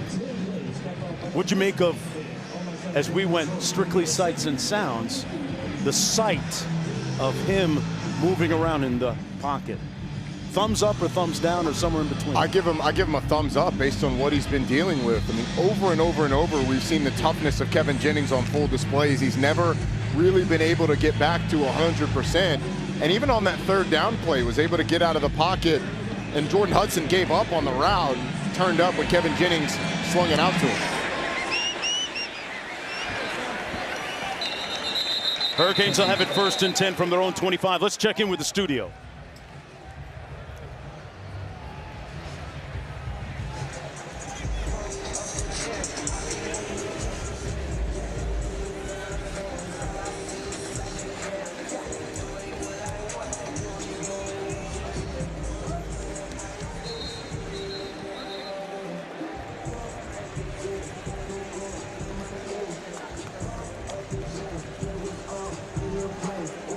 Jeremiah Smith, a South Florida native, committed to the Buckeyes early in the process. Mark Fletcher in the backfield on 1st and 10.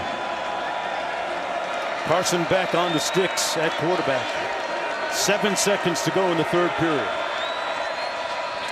Malachi Toney on the receiver screen. And a quick tackle on him at the 27. He has been somewhat muted by that defense today, but the usually implacable receiver still ready to do work with 15 minutes to go here in Dallas. It'll be 2nd and 8 Hurricane football when we come back to Gerald Ford Stadium.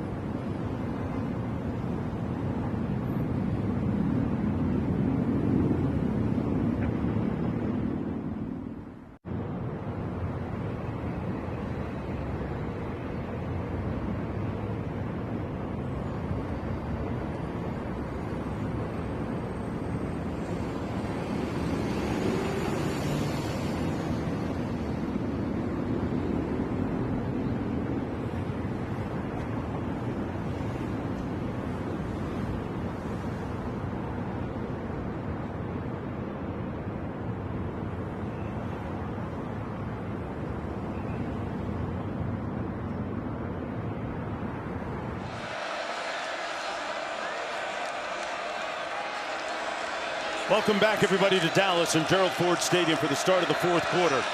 The number 10 ranked Miami Hurricanes in a dogfight right now against the Mustangs. Tied at 17, looking at second down and 8 to go.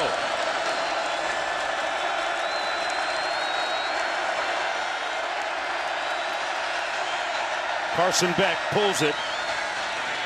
Complete at the 35 and up the sidelines to Marion.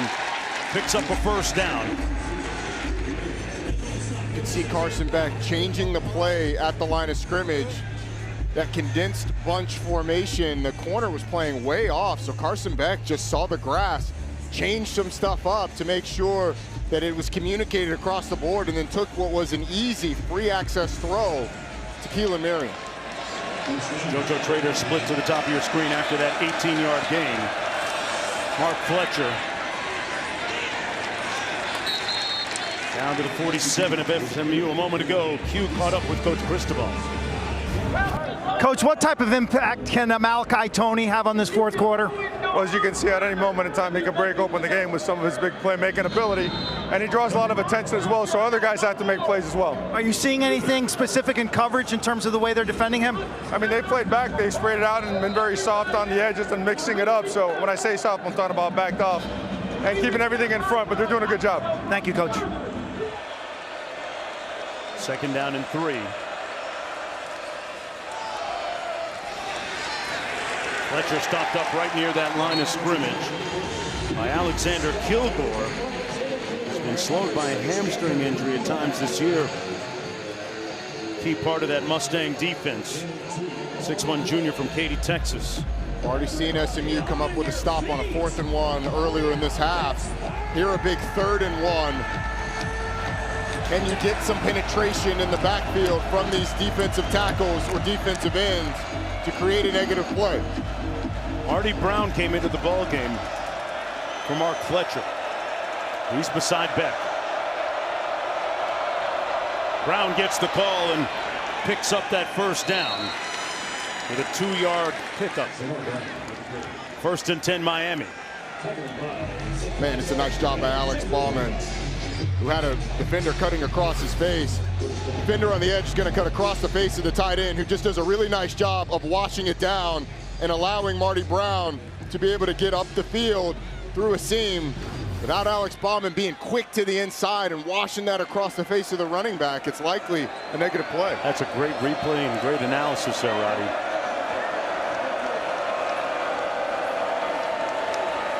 Beck underneath, complete.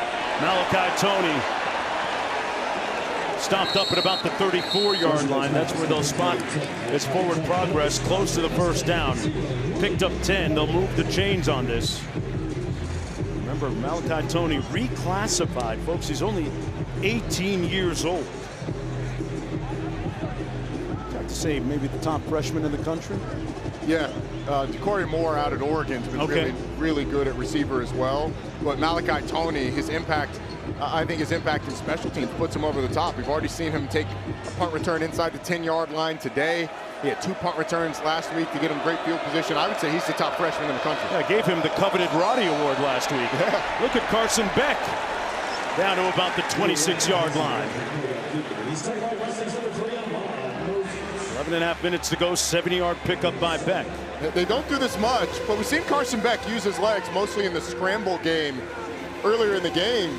Not a lot of zone read in this offense, but that highly effective, as it now is going to affect that defensive end, Ja'Kai Lane, for the rest of the game. He's going to have in his back of his mind, all right, maybe we get a keep here. Lyle and Fletcher in the backfield beside Beck.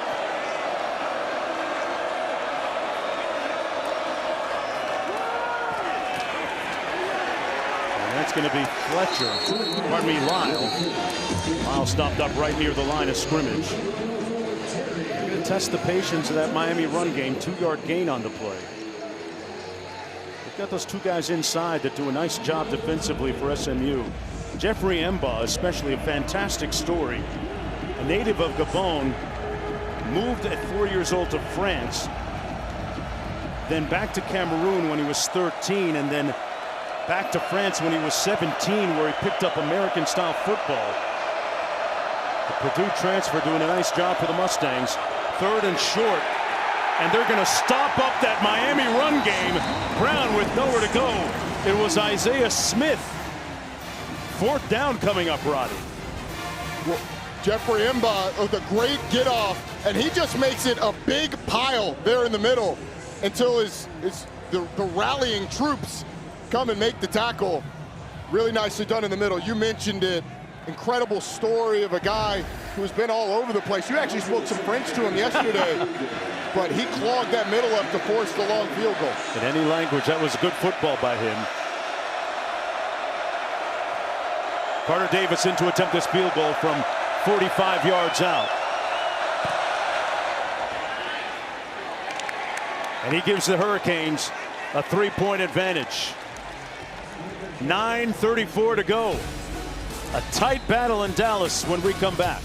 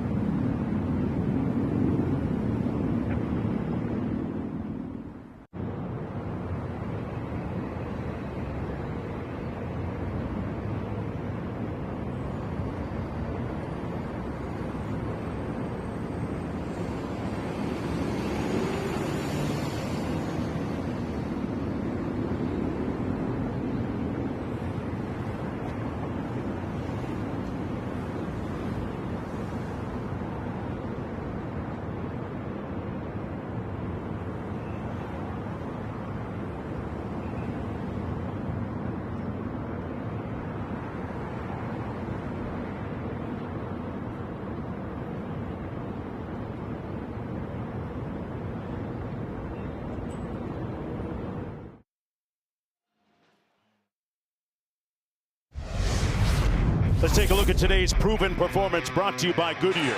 When we talk about tempo, SMU can go about as fast as anybody in the country.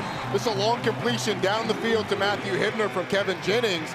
And just look at how long it takes them to run the next play. Jennings gets the completion. Hibner throws it back to the umpire who sets the ball. And then 13.3 seconds later, they've got the ball snapped and get an easy completion. That tempo, not only does it wear down the defense, it forces the defense into really simple calls where you can have easy pitch and catches after long games. So it's been a little bit of a equalizer at times today for the Mustangs. This will go through the back of the end zone, 1st and 10 from their own 25-yard line. We'll check in with the studio. Guys, what's good?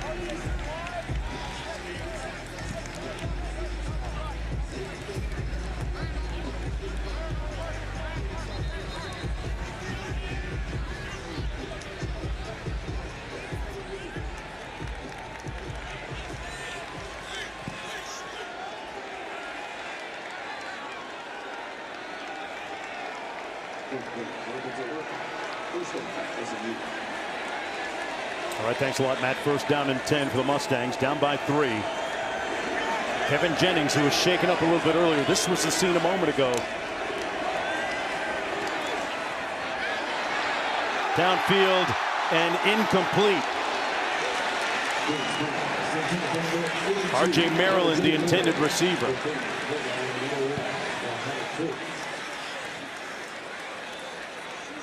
Jennings appeared to put it right where it needed to be. 2nd down and 10 coming up as a result.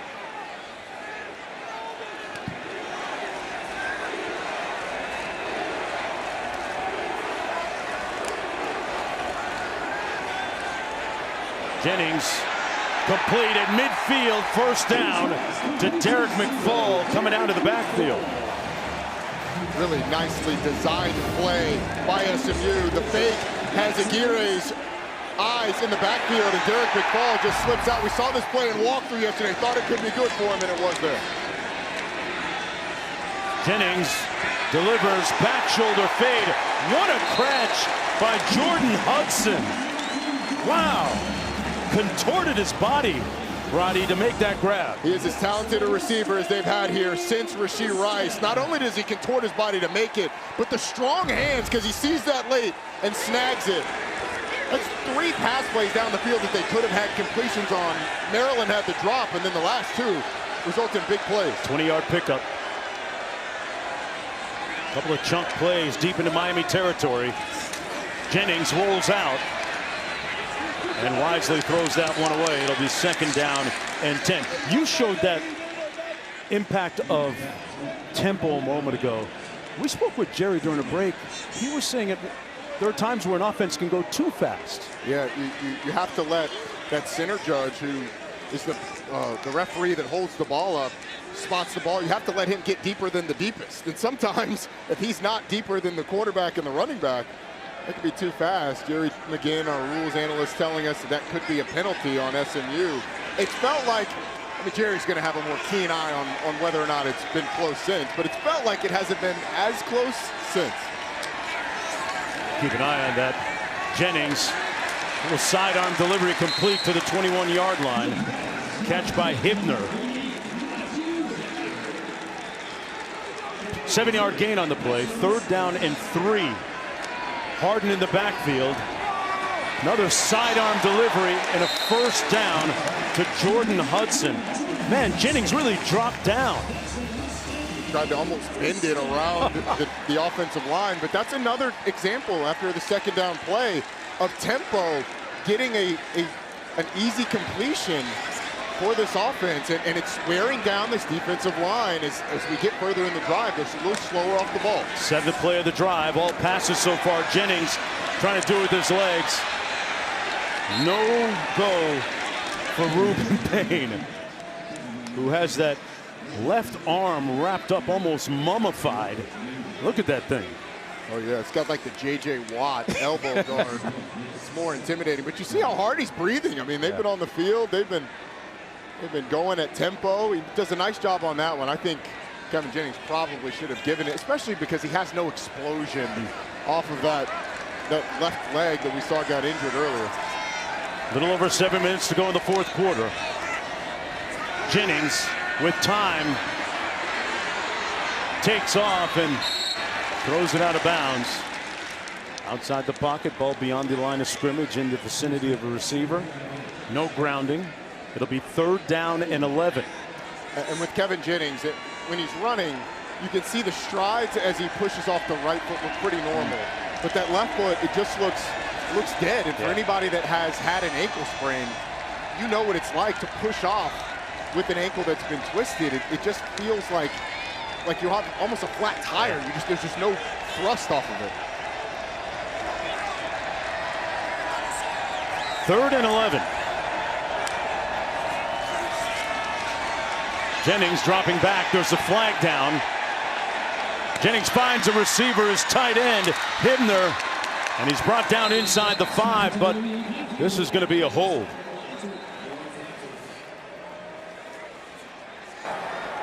Holding, offense, number 59. 10-yard penalty, replay 3rd down. P.J. Williams called for the hold on Marquise Lightfoot. P.J. Williams right there on the edge of your screen. He gets Lightfoot wrapped up and then slings him to the ground for good measure. Kevin Jennings actually created a nice play there. P.J. Williams stating his case. Not a lot to argue there, P.J. From the 25 now. It'll be 3rd down and 21. Well, within field goal range. Just about to say, the thing that you can't have here, Mark, is a sack that pushes you back further.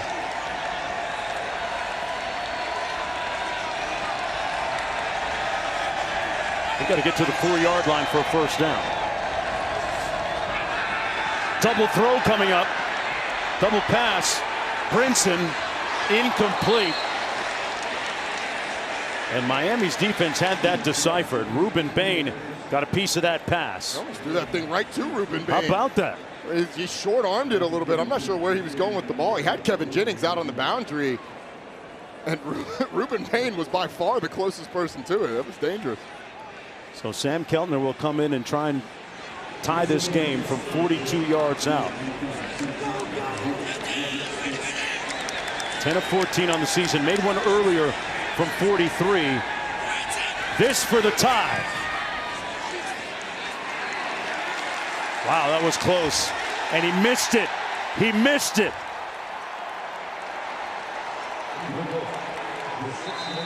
That was extremely close. But the official said it was wide. In a game of literal inches, he missed it by that much.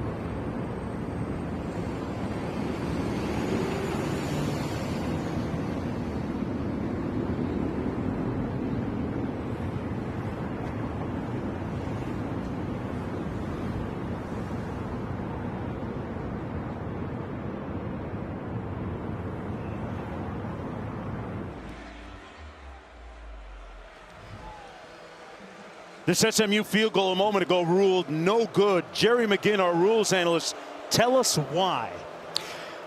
The field judge makes a great call on this. By rule, the complete football must be inside of the uprights. It cannot go, even one piece of the football cannot be on top of that upright. And it appears it goes directly over the upright. It's a great call.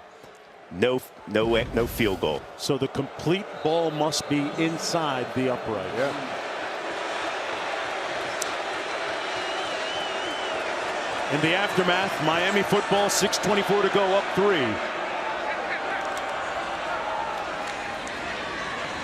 And Mark Fletcher lacerates that line of scrimmage. Good for about 5 yards. This is where this Hurricane offense is built to milk clock and move the chains, Roddy. This offensive line, this is their time of the game.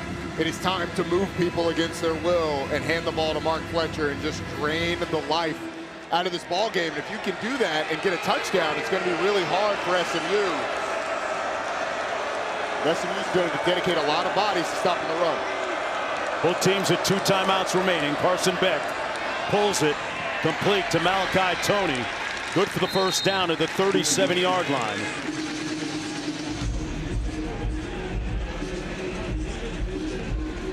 This SMU defense hasn't given up huge plays in the secondary this game. No, they haven't.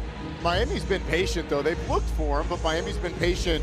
Carson Beck has been patient, getting back to his checkdowns and taking what's underneath. It's kept them on schedule. The thing that SMU has done well is once Miami's gotten in that high red zone area, they've really buckled down and not allowed Miami to score touchdowns. Carson Beck has completed his last 7 passes in a row. Going to take off. Lunges forward across the 40. They're going to spot it right at the 40-yard line. Beck has completed 11 of his last 12. Picked up 3 with his legs right there. Smart by Carson Beck. It's an RPO where he wanted to throw it out wide, and he ends up not liking the look and tucking it. He's been incredibly efficient in the second half after a frustrating first half. And we saw a number of times the frustration out of we've seen frustration out of Shannon Dawson today as well. But Miami in a good position, a position that they feel good in with the ball and that offensive line getting down towards 4 minutes. Beck hands it off to Fletcher. Pounding it between the tackles, good for about 2 yards. 3rd down coming up after that 2-yard pickup. Mentioned some of that frustration after the stop on 3rd down. Miami's offensive line allowing a little bit of penetration, and Marty Brown getting stopped in the backfield. Shannon Dawson obviously frustrated. It looked like he was more expressing frustration to Mario Cristobal than at Mario Cristobal. But you could see his motion, almost willing the running back to hit it up behind that offensive line. I just call that communication. I love it. Hurricanes 6 of 13 on 3rd down today. This would be a huge conversion. They're going to pass it. Beck has Fletcher running out of time. Keeps it. Beck delivers. Complete down to the 29 to Marion for the first down. But there's a flag down on the play back near midfield at the 49. So hold on.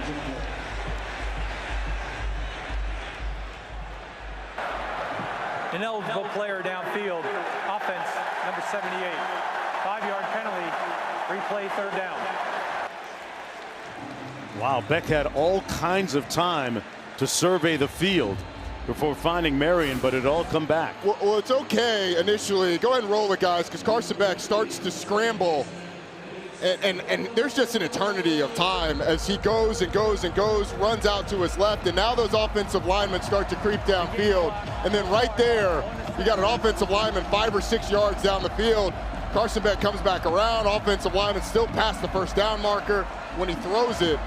And that's why you get called for illegal downfield. Like Lamar Jackson there buying time with Patrick Mahomes. He's moving.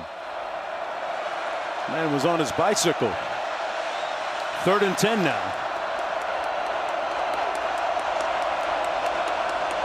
He's had a hot hand the last couple series. And they whistled this one dead, and another flag on the play. Ball start, offense, number 70. Wow. 5-yard penalty, third down. 11 penalties for 81 yards against Miami today, Roddy. We were just talking about the importance of them possessing the football and draining this clock. You had a 3rd and medium. And you mentioned during that play, Carson Beck had Mark Fletcher, didn't see him. Then you get the illegal downfield, which that happens when you have scrambles that long. But the false start, stuff like that, that is been a backbreaker for Miami today. 3rd and 15 now. Malachi Tony, part of that bunch formation. But they come the other way. That's going to be a complete ball to Marion. And they're going to give him the yardage out to the 48.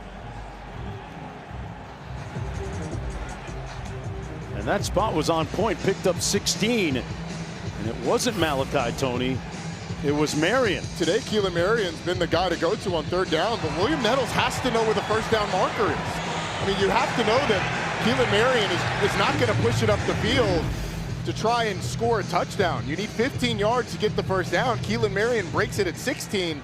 If Nettles is a little bit more aware that he can throttle down, break on that football, and knock it down, I mean, that's unacceptable to give up a 3rd and 15 in this situation. That's a huge conversion. Mark Fletcher now down to the 49-yard line. Approaching 2 minutes to go. SMU has 2 timeouts remaining. And clock management is going to be very important now. And we have a player down.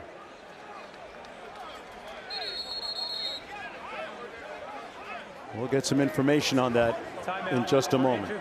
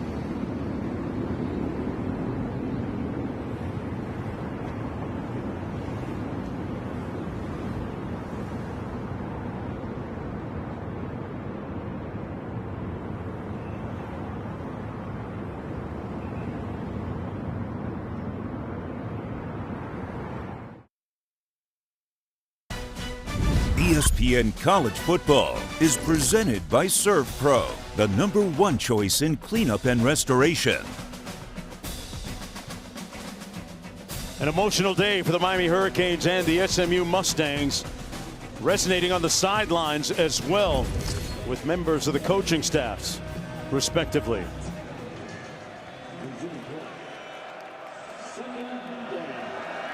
During the break, Terry Webb of SMU was able to walk off the field under his own power. Marty Brown in the backfield for the Hurricanes. On the receiver screen, it's complete, but nowhere to go on the reception by JoJo Trader. Hey, here's our Monday night Week 9 football matchup. Cardinals squaring off against the Cowboys.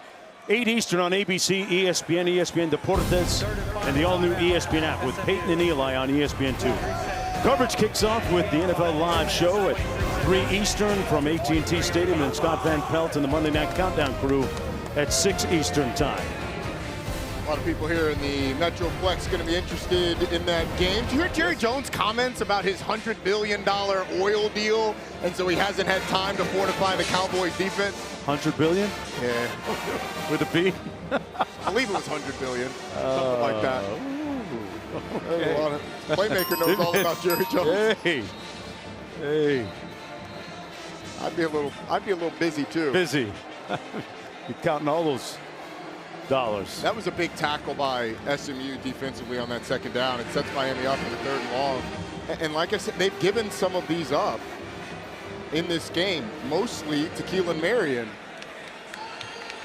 See how SMU plays this from a coverage standpoint, as Marion has been the go-to guy, but Malachi Toney always dangerous. Or does Miami opt to run the football to make sure that you drain it down to the 2-minute timeout? Beck has completed his last 9 passes in a row. 3rd and 8.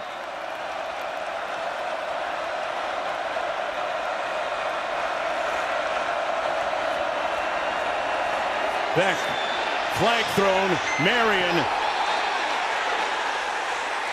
He's claiming that he was being held by Nettles. Marion is. But there's a flag back at the line of scrimmage.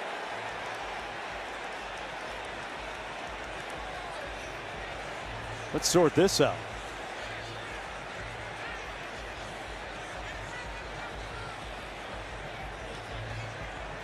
There's a flag on the far side of the field, downfield as well, it looks like.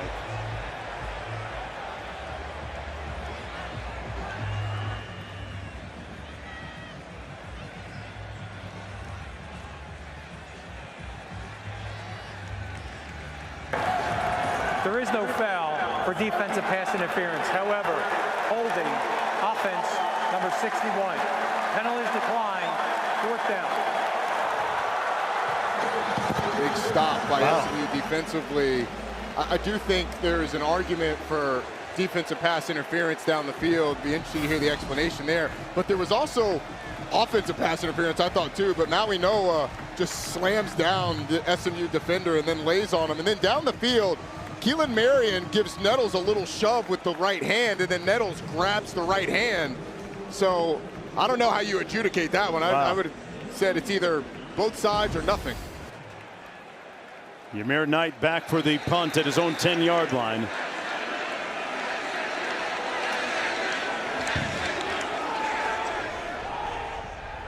Calls for the fair catch. SMU's got 90 yards to go, or at least just getting into field goal range. Let's bring in Jerry McGinn. Tell us about how we break down that last sequence, that last penalty, Jerry. The defensive pass interference pickup, that looked like it should have been left down. That looked like there's a lot of contact, a lot of hand grabbing by the defense. So it was be very curious as to why they did pick that up. So Jerry, did you see the shove by the offensive player as well? I mean, it does look like there's more on the defense. You can't see the right arm. I did think the right arm of Marion went into the defender. Did you see that as well? Well, it was slight, but it wasn't really that much of an extension. Okay. So I would leave that go, but the defense was definitely grabbing them. Yeah, and it would have been offsetting, and Miami would have had another chance. SMU without any timeouts on the receiver screen, complete to the 17-yard line. Romello Brinson, the former Hurricane, 2nd down and 3 as we hit the 2-minute timeout. Hurricanes have 2 timeouts remaining. SMU doesn't. When I say it's a nail biter, I mean it in a literal sense. So does Michael Irvin. Back after this.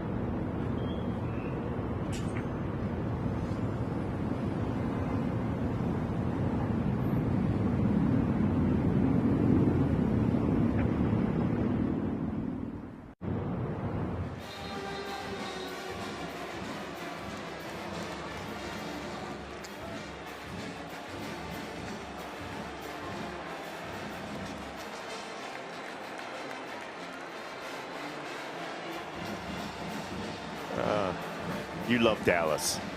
Yeah. We're still good. We're good for another 15 minutes. All right, back here in the fourth quarter, 2 minutes to go in the football game.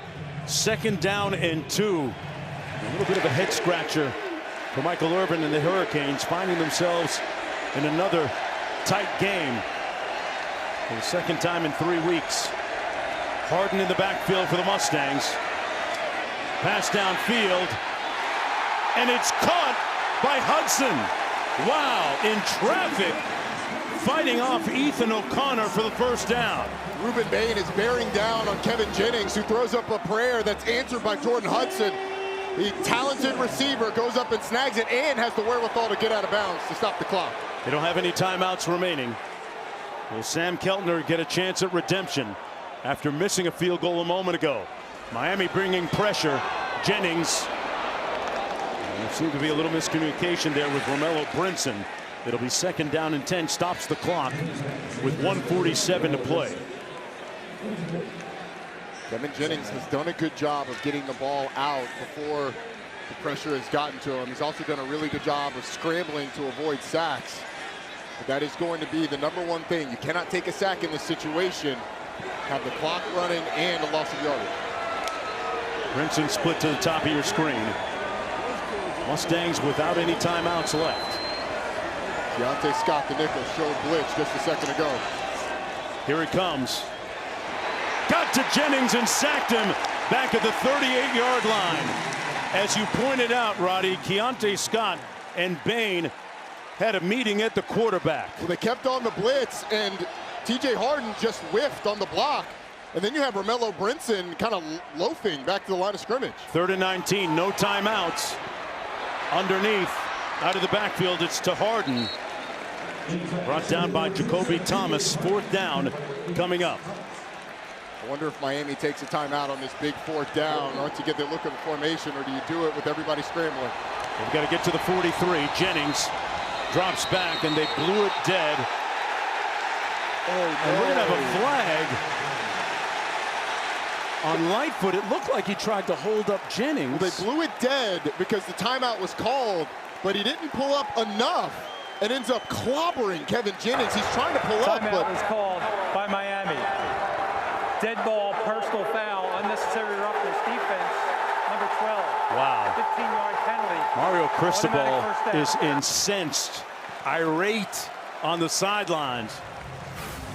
Well, so watch the 2 defensive ends. You got Ruben Bain on this side and Lightfoot on this side.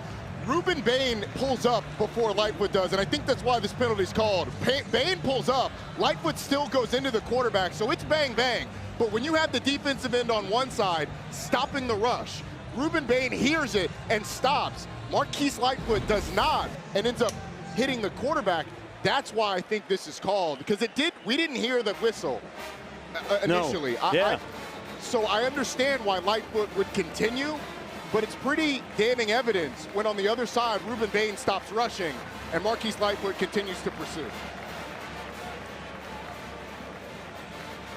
We don't know for sure if he saw his teammate pull up, though, right? No, but if Ruben Bain pulled up, then Ruben Bain heard the whistle, which means the whistle was out there.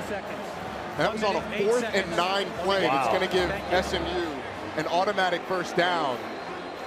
And so, yes, Lightfoot would not have seen Ruben Bain, but Ruben Bain heard the whistle. Could hear him, yeah. There was a whistle. Great point. Hey, our Week 10 ACC Network football lineup continues this afternoon, 3:30, Pitt, Stanford. Then Florida State hosts Wake Forest in Tallahassee at 7:30. Both games available on the all-new ESPN app, which you can watch anywhere. Right now, SMU on the fringes of field goal range. With a little over a minute to go, Jennings broken up at the 33-yard line by Deontay Scott, intended for Hudson. Remember, the Mustangs don't have any timeouts remaining. And Keltner looking for a moment for atonement after missing a field goal on the previous try just a few moments ago. Derek McFall in the backfield. 2nd down and 10. Again, if you're Kevin Jennings, no sacks here. Try and get the ball out. Gets it out quickly, complete to Knight. Ymir Knight down to the 25-yard line. 1st and 10. And now in field goal range for Sam Keltner. Got a player down. Looks like Savion Byrd, who left last week's game against Wake Forest with an injury. It's going to cost SMU 10 seconds, and the left tackle has to come out of the game. Nate Anderson comes in for him. Here's one of the key plays so far. The field goal that was tough to discern as to whether it was good or not. But Jerry McGinn, our rules analyst, says the entire football has to be inside those white uprights. 1st and 10. Jennings. There's a couple flags down on the play. Jennings cuts it upfield and tiptoes out of bounds at the 20. See what these flags are about. SMU doesn't have any timeouts. Holding offense, number 64. 10-yard penalty, replay 1st down.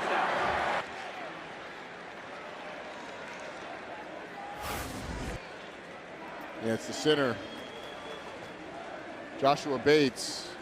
They put Ruben Bain on him, and yeah, it's all you can do is grab him around the neck. I want to make a correction, Mark. I said that the injury is going to cost them 10 seconds, but because of the 1st down, it doesn't cost them because the clock stops on that 1st down. It's been a point of contention with the Miami Hurricanes coaching staff to the point where they have communicated with the league about Bain being held going back several weeks now. Just on the fringes of field goal range now. 47 seconds to go, 1st and 20. Jennings with trips and a bunch formation to the top of your screen. Throws it up and incomplete for Ymir Knight. Keontae Scott, the omnipresent DB, in on coverage for the Hurricanes. Stops the clock with 42 seconds to play. Keontae Scott's had himself a day. He's been all around the football. Now, what does Corey Heatherman dial up here? Do they decide to be aggressive? This isn't a big pressure team with more than just 5 because those defensive linemen are so good. But Ruben Bain is the one you need to watch for.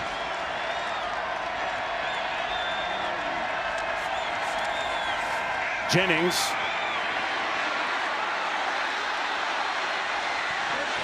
Tiptoes out of bounds at the 32-yard line.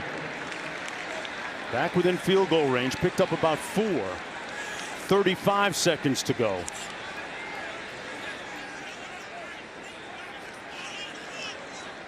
How aggressive is SMU going to be?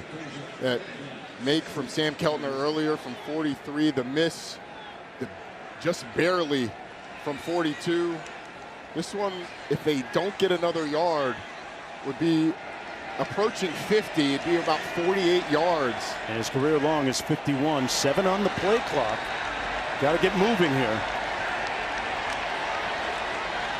Jennings, you don't want to take a sack, and he won't. The pass is ruled complete at the 21. What a grab by Hudson. Kept his feet in bounds. Stops the clock with 29 seconds to go. Makes himself available to the quarterback. Feet are down, ball in his hands, firm control. Does he survive the ground? He does. Wow. What a catch. What a grab as that moves Sam Keltner a little closer. And Miami is going to try and put him on ice. The ruling on the field is a completed catch. The play is under further review. And this doesn't hurt the Hurricanes' cause. They don't have to use a timeout. They're going to review this. The ruling on the field was complete. As we go to the ACC Game Day Operations Center in Charlotte. The ruling is a catch in bounds and completed pass, obviously. So we're going to look at this. We're going to first see the ball. If we look at replay A, we're going to see the ball here. Then keep going, keep going, keep going, keep playing it. Play it in real. It's TV slowing it down, Mark. Oh, this TV slowing it down. Yep. So we're trying to identify when he's bringing the ball in to identify control. Okay, so we're going to try to be able to get a real version of that live view. Replay C from up top. So if you see 25. Here, you're going to see now that we have control here. Still have the right down. He has that right foot down.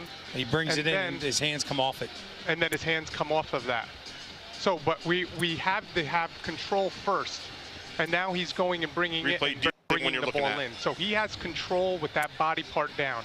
Would everybody be in agreement? Yes, sir. Yes. And then he's bringing the ball in. So we have a completed catch. Now I'm just checking to see, let's check to see the yard line, make sure that's accurate. 20. And we have the 20, and he's bringing it in. The ruling on the 21. field. And you have the, excuse me? The ball's right now says 21. Okay. 21. We don't have enough to be able to overturn that. The ruling on the field is upheld. Yes, sir. Okay, so the ball is good where it is. The ball is good where it is. Okay, ruling is upheld. Thank you. And the clock is good. Got it. After further review, the ruling on the field is upheld.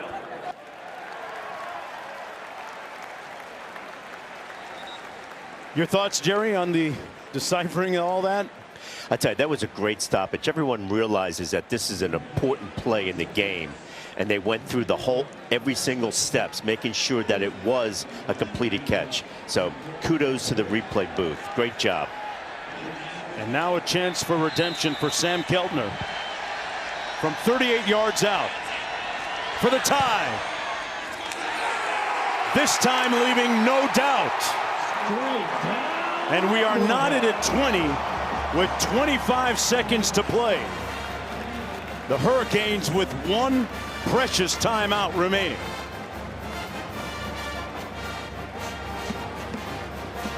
The mental resilience of this SMU team and of the kicker, Sam Keltner. Yeah. He had one miss by a hair.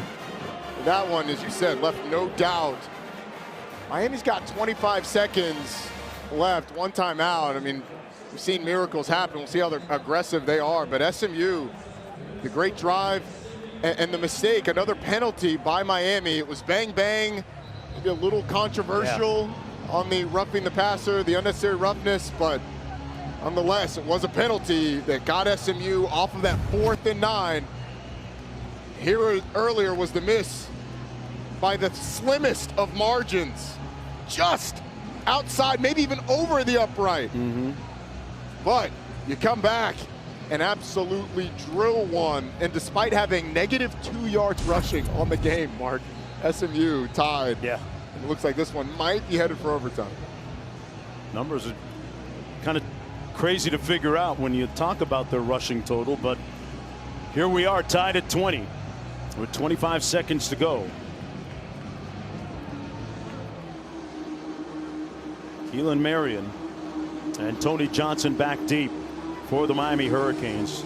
Marion was one of the top kick returners in the conference last year at BYU, but he will not take this opportunity. It'll be 1st and 10 from the 25. What a day on homecoming here in Dallas. Back to the studio.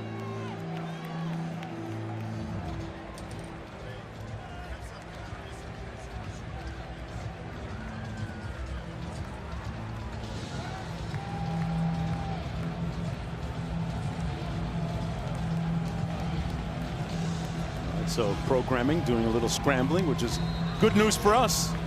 Tie football game, Miami with the timeout left. From their own 25, and they're going to play for OT.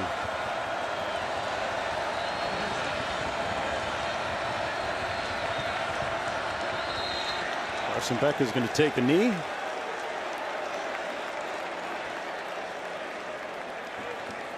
And that'll do it for regulation. Free football. If it's free, it's me, Roddy. You already know. Miami came into this game as a double-digit favorite. And we are knotted at 20 apiece. The end of regulation. And this is the second meeting all time between these two schools. In the biggest game here at SMU going back to 1983. And they have risen to the occasion. Back with overtime in just a moment.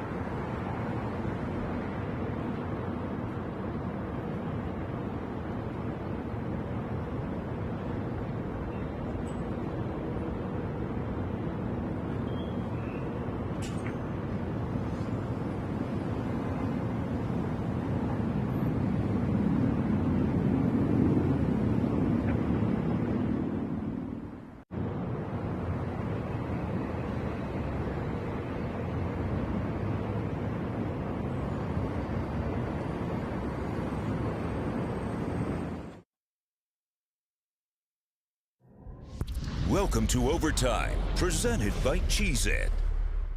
It's crunch time. In the first overtime, each team gets a possession starting at the opponent's 25-yard line. If it goes to a second overtime, teams again start at the 25-yard line, but must attempt a 2-point conversion after a touchdown with no extra points allowed. From the third overtime on, teams alternate 2-point conversion attempts from the 3-yard line until the game is decided.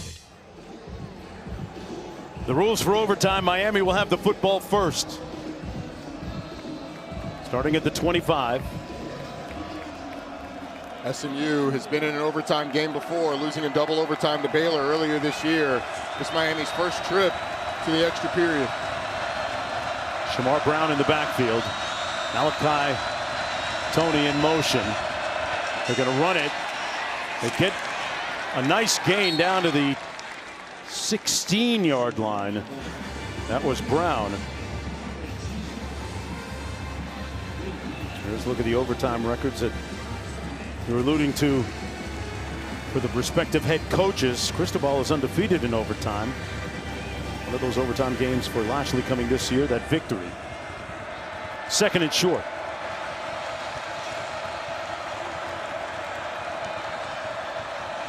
Tony, the middle receiver. On second down here, they're going to give it to Brown again. And Brown picks up the first down. Stopped up shy of the 10-yard line. First down and 10 Miami. They can rotate several different backs in there between Fletcher, Brown. We've seen Lyle today as well. Yes, we have. And it seems like during the break, the talk with Miami was, hey, let's see if this offensive line can get us a touchdown. See Mark Fletcher there on the sideline.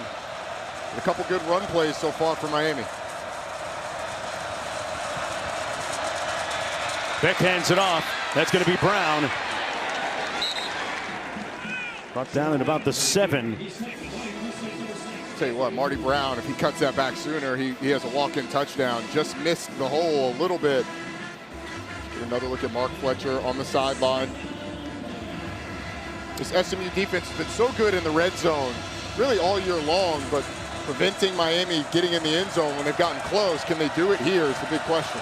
On second and 6. Marion, the bottom receiver. They keep it on the ground and nowhere to go that time for Marty Brown. Spears making the tackle, setting up an interesting third down coming up. Yeah, Brandon Mayazono got into the backfield and forced him into Spears, but this is the situation that SMU has been able to create. Third and longs. Keelan Marion has been the go-to receiver throughout this game on third downs, but it's typically it's Malachi Tony who's the go-to, who's second from the bottom. Keelan Marion lined up, singled up to the top. Beck's going to pass. Pumps, delivers, picked off at the 2 by Moses.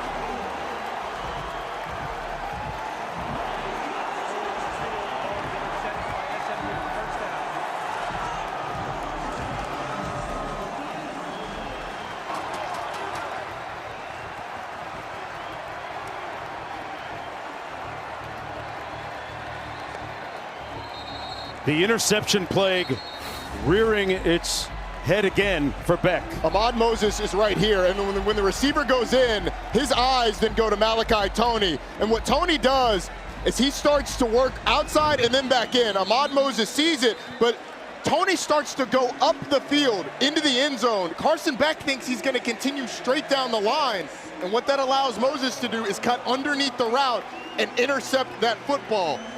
It's a really good play. Second interception of the game for Ahmad Moses. 14th interception on the season for this SMU defense, who has consistently created turnover after turnover. All they need is a field goal. Jennings on a predetermined quarterback run, tiptoes out of bounds at about the 20. Make it a 37-yard field goal if they would choose to go for it here. There's a look at the overtime records in this, the biggest game here in Dallas for SMU in decades.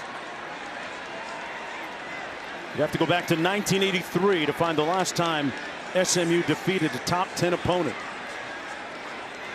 If SMU is able to punch it through the goalpost or in the end zone, it feels very familiar in November for Miami. Harden on 2nd and 5. Brought down shy of that line of first down marker by Hakeem Messidor. 2 straight seasons where Miami's gotten off to hot starts with a lot of promise, college football playoff potential. Last year, losses to Georgia Tech and Syracuse, 2 of the last 3 games derailed that. They ended up being the 2nd team out of the college football playoff. And here they are with SMU with the ball. A score wins the game. And Miami, college football playoff hopes would be on life support if SMU is able to convert for either a touchdown or a field goal. On 3rd and 2, Jennings hands it off to Harden. He's going to pick up the first down.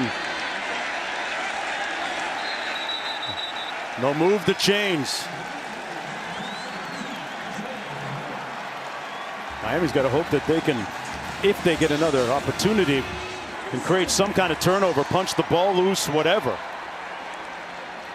You are doing anything you can to get the ball out in this situation. SMU is not going to put the ball in the air. It's going to be all runs. Rhett Lashley likely telling Kevin Jennings in that headset communication, remind everyone before every single play, ball security.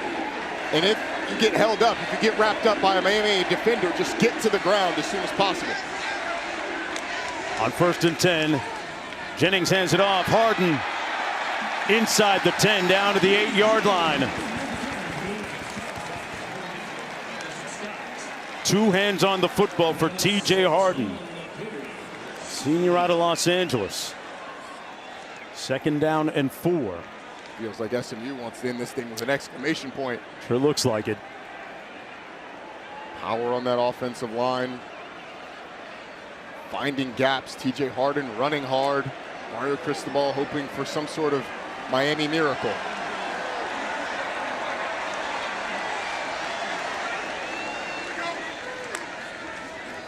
Jennings hands it off again. Harden brought down just shy of the end zone. Feet away.